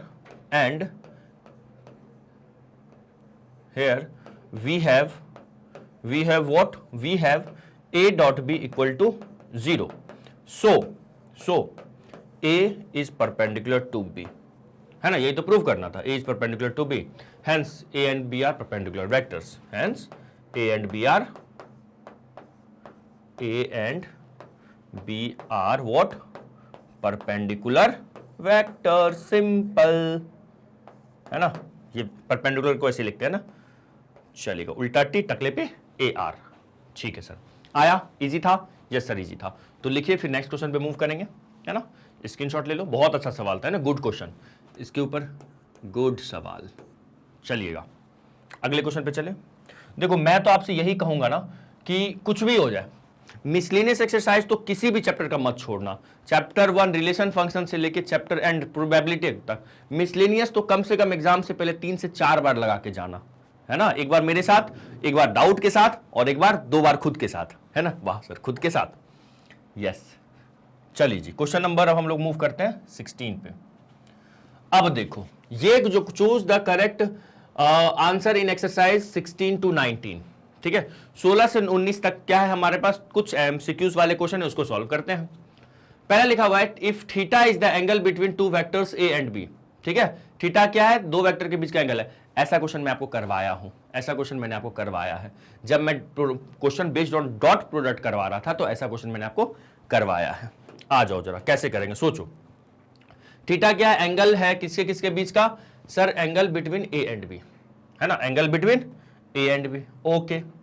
और दिया हुआ है ए डॉट बी, जो दिया हुआ है वो ग्रेटर देन 0 दिया हुआ है, तो ओनली व्हेन, तो मुझे ना थीटा के बारे में आइडिया लेना चाह रहा है सामने वाला। अगर ए डॉट बी पॉजिटिव है तो बताइए थीटा क्या होगा, थीटा क्या होगा, एक बार आप करोगे क्या, ठीक है, जल्दी से यहीं पे वीडियो को पॉज करो। मुझे ना आप लोग ना यही नहीं 16 to 19 को ना, चलो पहले तो 16 कर लो, फिर 9, अगर आपके सामने बुक है तो 16 to 19 1 by 1 पहले खुद से कीजिए, ठीक है सर, कर लिए, नहीं हुआ तभी तो वीडियो में आए हैं, अच्छा ऐसी बात है, एक बार जिनसे हो रहा है एक बार मैं इनको वीडियो को पॉज करके एक बार खुद से ट्राई कीजिए। तो सोच रहे हो, यस सर, हो गया क्या, अरे सर आंसर भी दे दिए, जल्दी कमेंट करो सर, आप कमेंट तो देखो, 16 to 19 तक का आंसर आपको कमेंट में आ चुका है। अच्छा देखो क्या लिखा हुआ है, theta is the angle between, ठीक है ना, तो एक काम करते हैं, सुनना ध्यान से, जो दिया हुआ है ना ए डॉट बी क्या दिया हुआ है, ग्रेटर देन इक्वल टू 0 दिया हुआ है, बस ये अप्लाई कर दो, देखिएगा ध्यान से, है ना, इसमें ना थोड़ा सा ना 11th वाला कंसेप्ट कुछ यूज होगा, इसको क्या करेंगे, magnitude of A magnitude of B into क्या होगा, कॉस थीटा, आगे बोलो sir greater than equal to 0, ठीक है। अच्छा अब एक बात बताओ, सुनना ध्यान से, हम जानते हैं अगर मान लो पॉजिटिव इनटू पॉजिटिव लिखा हुआ है, और मान लो कोई एक मान लीजिए फॉर एग्जांपल, चलो एक मान लेते हैं कोई नंबर है के, मैं मान लेता हूं एक नंबर है के फॉर व्हाट, कालू, और हो गया भालू, ये ग्रेटर देन इक्वल टू 0 है, तो आप यहां से क्या समझ पाएंगे, आपको मैं पूछूंगा मुझे बताओ के पॉजिटिव होगा या निगेटिव होगा, तो 100% सर के पॉजिटिव करना पड़ेगा, के को ग्रेटर देन इक्वल टू 0 करना पड़ेगा, क्यों, क्योंकि सर पॉजिटिव इंटू पॉजिटिव, ये पॉजिटिव है, अगर यहां से मुझे पॉजिटिव मिल रहा है तभी ना ये ओवरऑल पॉजिटिव, और इसको भी मुझे क्या ग्रेटर देन इक्वल टू 0, मतलब ओवरऑल रिजल्ट पॉजिटिव रखने के लिए सर इसको भी पॉजिटिव रखना पड़ेगा, बोलो हाँ या ना। तो यही चीज यहां पे है, मुझे दिख रहा है मैग्नीट्यूड है तो मतलब ये ग्रेटर देन तो 0 ही होगा, बोलिएगा हाँ या ना। और अगर बी नॉन जीरो वगैरह कुछ है क्या, चलो नहीं है, कोई दिक्कत नहीं है, तो बी का भी मैग्नीट्यूड ग्रेटर देन या इक्वल टू 0 होगा। अगर ऐसा है तो हम कह सकते हैं ये दोनों भी पॉजिटिव है, तो इट मींस कॉस थीटा को भी क्या होना पड़ेगा, पॉजिटिव होना पड़ेगा, बोलो हाँ या ना। हाँ जी सर, इसको भी क्या होना पड़ेगा सर, पॉजिटिव होना पड़ेगा, ग्रेटर देन इक्वल टू 0। अब मुझे बताओ, हम जानते हैं ना वेक्टर के बीच का एंगल क्या होगा, 0 to 180 के बीच बिलोंग करता है, तो थीटा जो होगा वो 0 से 180 के बीच में ही होगा, मतलब या तो फर्स्ट में या तो सेकंड में, हाँ या ना? हाँ जी सर। तो मेरा cos थीटा पॉजिटिव है, cos थीटा क्या है, पॉजिटिव है, तो अगर cos थीटा पॉजिटिव है तो थीटा किस क्वाड्रेंट में होगा, फर्स्ट में या सेकंड में? फर्स्ट क्वाड्रेंट में। किस में होगा, फर्स्ट में। तो यहां पे लिखा हुआ है cos theta greater than equal to 0, क्या लिखा हुआ है, cos theta greater than equal to 0। So जो मेरा थीटा होगा वो फर्स्ट क्वाड्रेंट में होगा, 0 to 90 के बीच होगा। रुक जाओ, 0 to 90 के बीच होगा, हाँ जी सर होगा। क्या थीटा की वैल्यू 0 के इक्वल हो सकती है? ऑब्वियसली हो सकती है, हो सकता है दोनों पैरेलल वेक्टर हो जाए।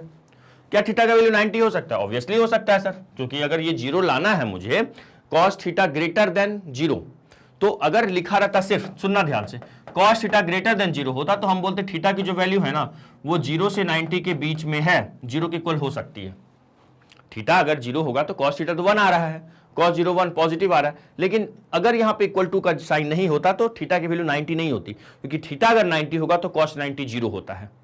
ठीक है, तो यहां पे मुझे दिख रहा है cos थीटा की वैल्यू 0 से 90 के बीच में भी होगा, 0 के इक्वल भी हो सकता है, 90 के इक्वल भी हो सकता है, 90 के इक्वल क्यों, क्योंकि सर यहां पे इक्वल टू लगा हुआ है। cos थीटा 0 कब होगा, जब थीटा की वैल्यू 90 डिग्री होगी। बोलो आया? तो हमारा जो आंसर है ना, थीटा बिलोंग टू 0 to 90 है ना, क्लोज इंटरवल में। तो यहां से आंसर आ गया बी फॉर भालू is the correct answer. Clear sir? Clear. अब नेक्स्ट क्वेश्चन पे मूव करें। ये हो गया हमारा क्वेश्चन नंबर 16 कंप्लीट।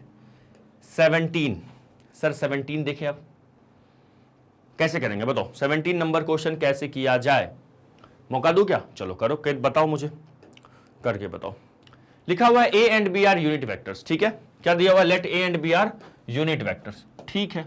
तो मैग्नीट्यूड ऑफ ए क्या होगा, 1, और मैग्नीट्यूड ऑफ बी भी क्या होगा, यहां से 1 होगा, ठीक है। अच्छा, theta is the angle between them, okay sir. तो मुझे कह रहा है थीटा क्या है, ये एंगल है किसके बीच, एंगल है between vector A and vector B के बीच का एंगल क्या है, थीटा है। तो दुनिया वाला हमसे पूछ रहा है कि ए प्लस बी यूनिट वेक्टर कब होगा, थीटा का वैल्यू क्या लेंगे तो ए प्लस बी क्या होगा, यूनिट वेक्टर होगा। तो सुनो, दुनिया वाला हमसे चाहता क्या है कि ए प्लस बी को हमसे चाहता है 1, बताओ कब होगा, ठीक है, ए प्लस बी 1 कब होगा। तो हम एक काम करते हैं, जैसे ही magnitude of A plus B देखे, मेरे दिमाग में वो वाला रिजल्ट याद आया। कौन सा याद आया, ये वाला रिजल्ट, ए प्लस बी के मैग्नीट्यूड का स्क्वायर मैं आपको याद करवाया हूं ना, क्या याद करवाया हूं बताओ sir, magnitude of A square plus magnitude of B square plus of क्या होता है 2 इंटू ए डॉट बी, बोलो हाँ या ना, ये याद आया। तो एक काम करते हैं, इसी के लिए हम लोग क्या कर देते हैं, यहां पे स्क्वायरिंग, ये फॉर्मूला लगाने के लिए स्क्वायरिंग बोथ साइड। अब फिर कहोगे सर क्यों, ये फॉर्मूला क्यों, देखो मुझे ए और बी के बीच का एंगल चाहिए, तो किसी भी तरीके से हम जानते हैं जब भी दो वेक्टर के बीच का एंगल चाहिए तो किसी भी तरीके से उसका डॉट प्रोडक्ट लेके आओ तो एंगल आ जाएगा। तो यहां पे ए प्लस बी से मुझे जाना है ए डॉट बी में, तो बोलो इसमें ए डॉट बी है कि नहीं, इस रिजल्ट में है, तो बस ये फॉर्मूला मुझे लगाऊंगा मैं, आंसर अपना आ जाएगा। जैसे ही मैंने स्क्वायरिंग किया, मैंने स्क्वायरिंग क्यों किया, ताकि यहां पे ए डॉट बी का रिजल्ट कुछ आ जाए, ए डॉट बी आ जाए किसी भी तरीके से, है ना। तो इसका स्क्वायर हो जाएगा और 1 का स्क्वायर तो 1 ही होता है। यहां से हो जाएगा ये magnitude of A square plus magnitude of B square, और प्लस में क्या हो जाएगा twice of A dot B equal to क्या 1। मैग्नीट्यूड ऑफ ए कितना होता है सर 1 होता है, तो इसको दुनिया वाला क्या बोलेगा 1 का स्क्वायर बोलेगा, बोलो हाँ या ना। फिर मैग्नीट्यूड ऑफ बी 1 होता है, इसको भी दुनिया वाला क्या बोलेगा 1 का स्क्वायर, ठीक है। अच्छा, प्लस में क्या है 2 इंटू ए डॉट बी लिखा हुआ है इक्वल टू 1, ठीक है। 1 का स्क्वायर 1 प्लस 1 कितना हो गया, यहां से 2 हो जाएगा, और ये हो जाएगा 2 plus 2 into A dot B equal to क्या 1, ठीक है। तो यहां से 2 को साइड लेके आओ, तो ये हो जाएगा twice of A dot B equal to 1 minus 2, बोलिए हाँ या ना, हाँ जी सर। तो ए डॉट बी की वैल्यू आ जाएगी -1/2। अब देखो जैसे ही ए डॉट बी क्या आ गया -1/2, मतलब अगर मैं ए डॉट बी को फिर लिखना चाहूं तो इसको फिर से लिखूंगा magnitude of A magnitude of B, और फिर क्या लिखूंगा इसको मैं कॉस थीटा इक्वल टू -12, बोलना हाँ या ना, हाँ जी सर। अब देखो इधर कर ले क्या, चलो इधर कर लेते हैं, इसको बाउंड्री बना देता हूं मैं, और फर्दर मैं यहां सॉल्व कर लेता हूं। चलो यहां से बताइएगा ये 1 होगा, ये 1 होगा, और क्या लिखा हुआ है cos थीटा इक्वल टू में कितना लिखा हुआ है सर -1/2। तो यहां से दिख रहा है 1 इंटू 1 होगा, 1 into cos theta sir cos theta, cos theta की वैल्यू आ गई -1/2। अब जैसे ही cos थीटा की वैल्यू -½ आया, मतलब क्या आया सर निगेटिव आया। cos थीटा का वैल्यू क्या आया सर -½ मतलब निगेटिव। तो मुझे जल्दी से आप लोग कमेंट करके बताओ थीटा क्या होगा, क्या होगा थीटा, क्या होगा थीटा। अरे सर थीटा 120 डिग्री होगा कंफर्म। cos थीटा अगर +½ आता तो कितना होता सर 60 डिग्री, और यहां ये कितना हो जाएगा सर 120, और 120 चलो पाई में आंसर है ना, तो इसको लिख देते हैं 2π/3 रेडियन। बोलो हाँ या ना। हाँ जी सर 2π/3 रेडियन। देखो बोलचाल में यहां पे नहीं लिखते, एक्चुअल में ये रेडियन में होता है। तो क्या आंसर क्या, डी फॉर ढोलक। जी sir D is the correct answer. जिसका भी डी आंसर है उनको कॉन्ग्रेचुलेशंस। ठीक है चलिएगा, क्वेश्चन नंबर 17 हो गया। अब 2 क्वेश्चन और इस एक्सरसाइज में है, मतलब इस चैप्टर में ही है। एक्सरसाइज क्या सर, चैप्टर में ही है। और हाँ मैं आप लोग को ना एग्जाम्पलर भी करवाऊंगा, एग्जाम्पलर तो करना ही है अपने को। ठीक है, द वैल्यू ऑफ एग्जाम्पल नहीं, एग्जाम्पलर जो अलग बुक आती है, द वैल्यू ऑफ दिस। अच्छा इसके लिए ना क्रॉस है ना, इसके लिए याद करो मैंने आपको क्रॉस प्रोडक्ट में कुछ सिखाया था। ये आई है ना, आई कैप, ये जे कैप, ये के कैप। याद है ऐसे चलते हैं तो क्या पॉजिटिव, और यूं चलते हैं तो क्या निगेटिव। बोलो हाँ या ना। हाँ जी सर। तो एक बात बताइए, यहां से मुझे आई डॉट क्या लिखा हुआ है, जे क्रॉस के, जे क्रॉस के, फिर प्लस में है जे डॉट आई क्रॉस के, क्या होगा आई क्रॉस के, और फिर प्लस में है के डॉट आई क्रॉस जे। ठीक है, एक बात बताओ, जे क्रॉस के करेंगे तो क्लॉकवाइज चल रहे हैं, जे क्रॉस के तो प्लस का आई मिलेगा। बोलो हाँ या ना। हाँ जी सर, ये प्लस का आई मिला मुझे।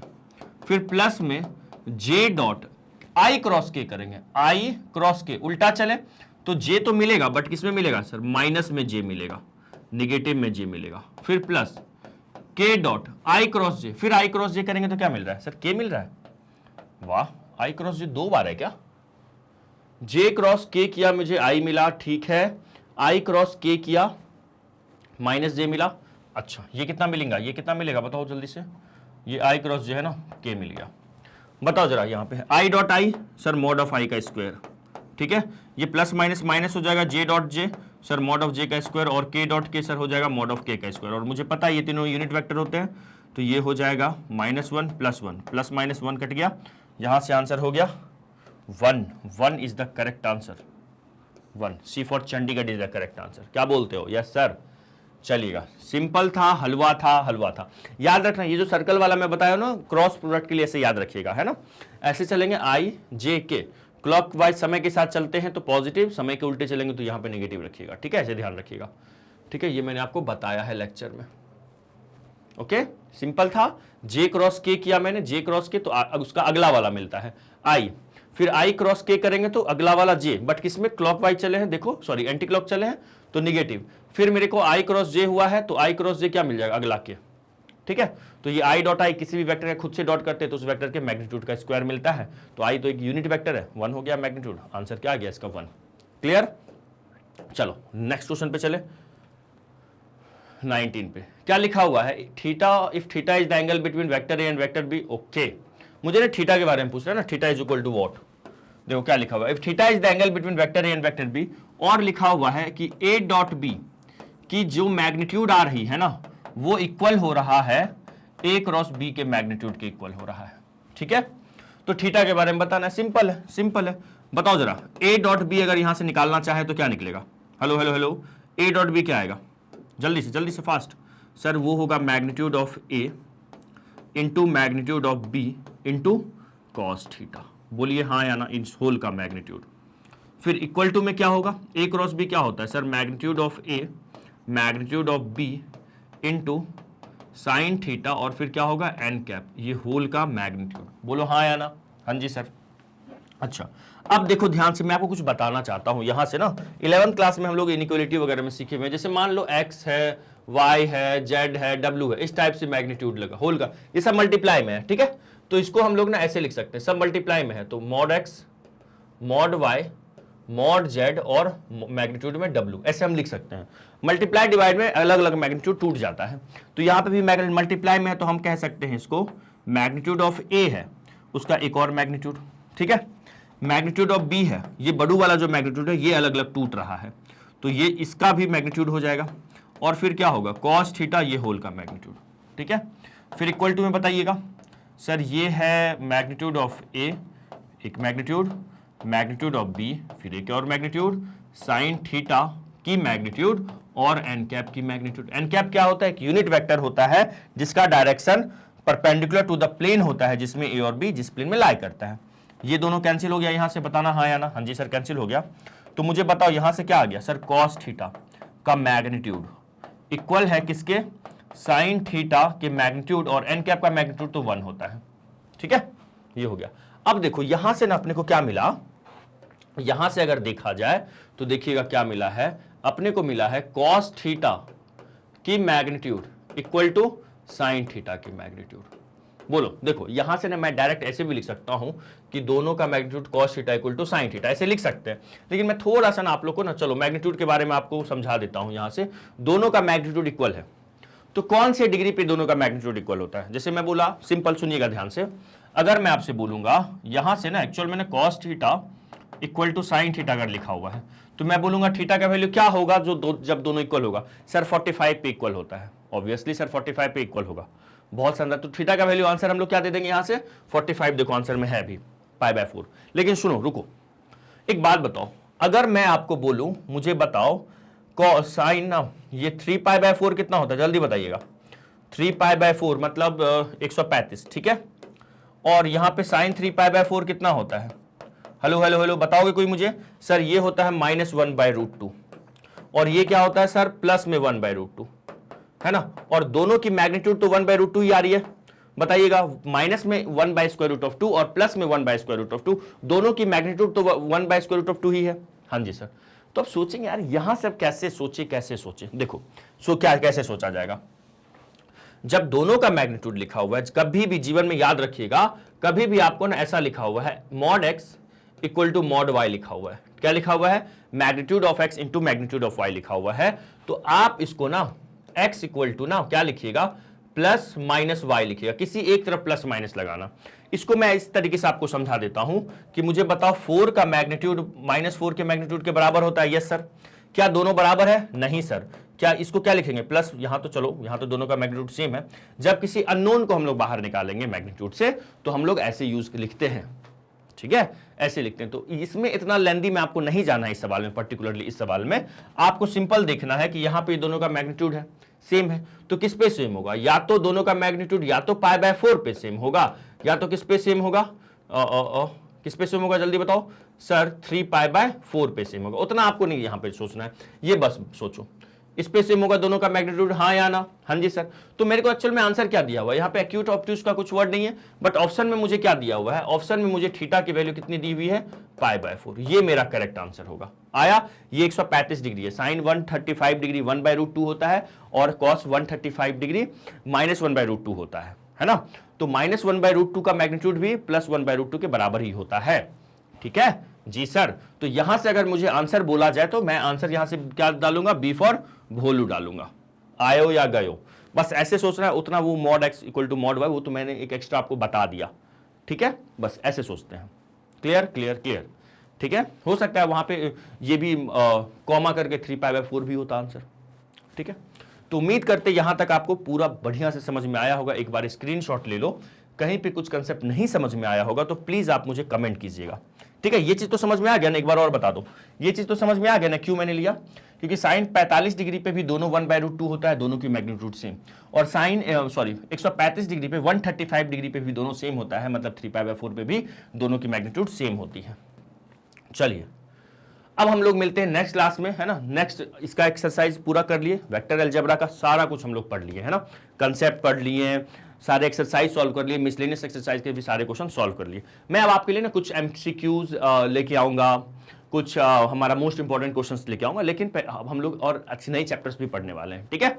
तो चलिए मिलते हैं नेक्स्ट क्लास में, और जाने से पहले मैं फिर से बता देता हूं आपको, आप हमारे वेबसाइट को विजिट कीजिएगा। कैसे विजिट करना है, आप www.magnetbrains.com पे जाइए, वहां पे आपको जो वीडियोस हैं आपको एक ना पैटर्न में मिलेगा। जैसे आप, मैं पहले भी बताया हूं, फिर से बता रहा हूं, जैसे आप क्लास 12th में हो तो वहां पे सेक्शन वाइज हर चैप्टर, हर क्लास का वीडियो वहां पे अवेलेबल है, तो आपको वहां पे ढूंढने में मेहनत कम लगेगा। जैसे यूट्यूब पे आपको थोड़ा मेहनत करना पड़ता है, वहां पे आपको उतना मेहनत नहीं करना पड़ेगा, प्लेलिस्ट ढूंढने में यहाँ जैसे मेहनत करना पड़ता है, वहां पे क्या करना पड़ेगा आपको, सिंपल क्लास 12th में आप क्लास 12 पे सिलेक्ट कीजिएगा, क्लास 12 का सारा सब्जेक्ट ओपन होकर आ जाएगा, और फिर सब्जेक्ट को सिलेक्ट कीजिएगा। जैसे फॉर एग्जांपल मैथ सेलेक्ट कीजिएगा, मैथ सेलेक्ट कीजिएगा तो फिर सारा चैप्टर्स आ जाएगा, और जो चैप्टर पढ़ना है फिर उसको सिलेक्ट कर लीजिएगा, उसमें जो टॉपिक पढ़ना है उसको भी आप सिलेक्ट कर सकते हैं, ठीक है। तो बच्चों मिलते हैं नेक्स्ट क्लास में, तब तक के लिए बाय, जय हिंद, जय भारत, बाय बाय।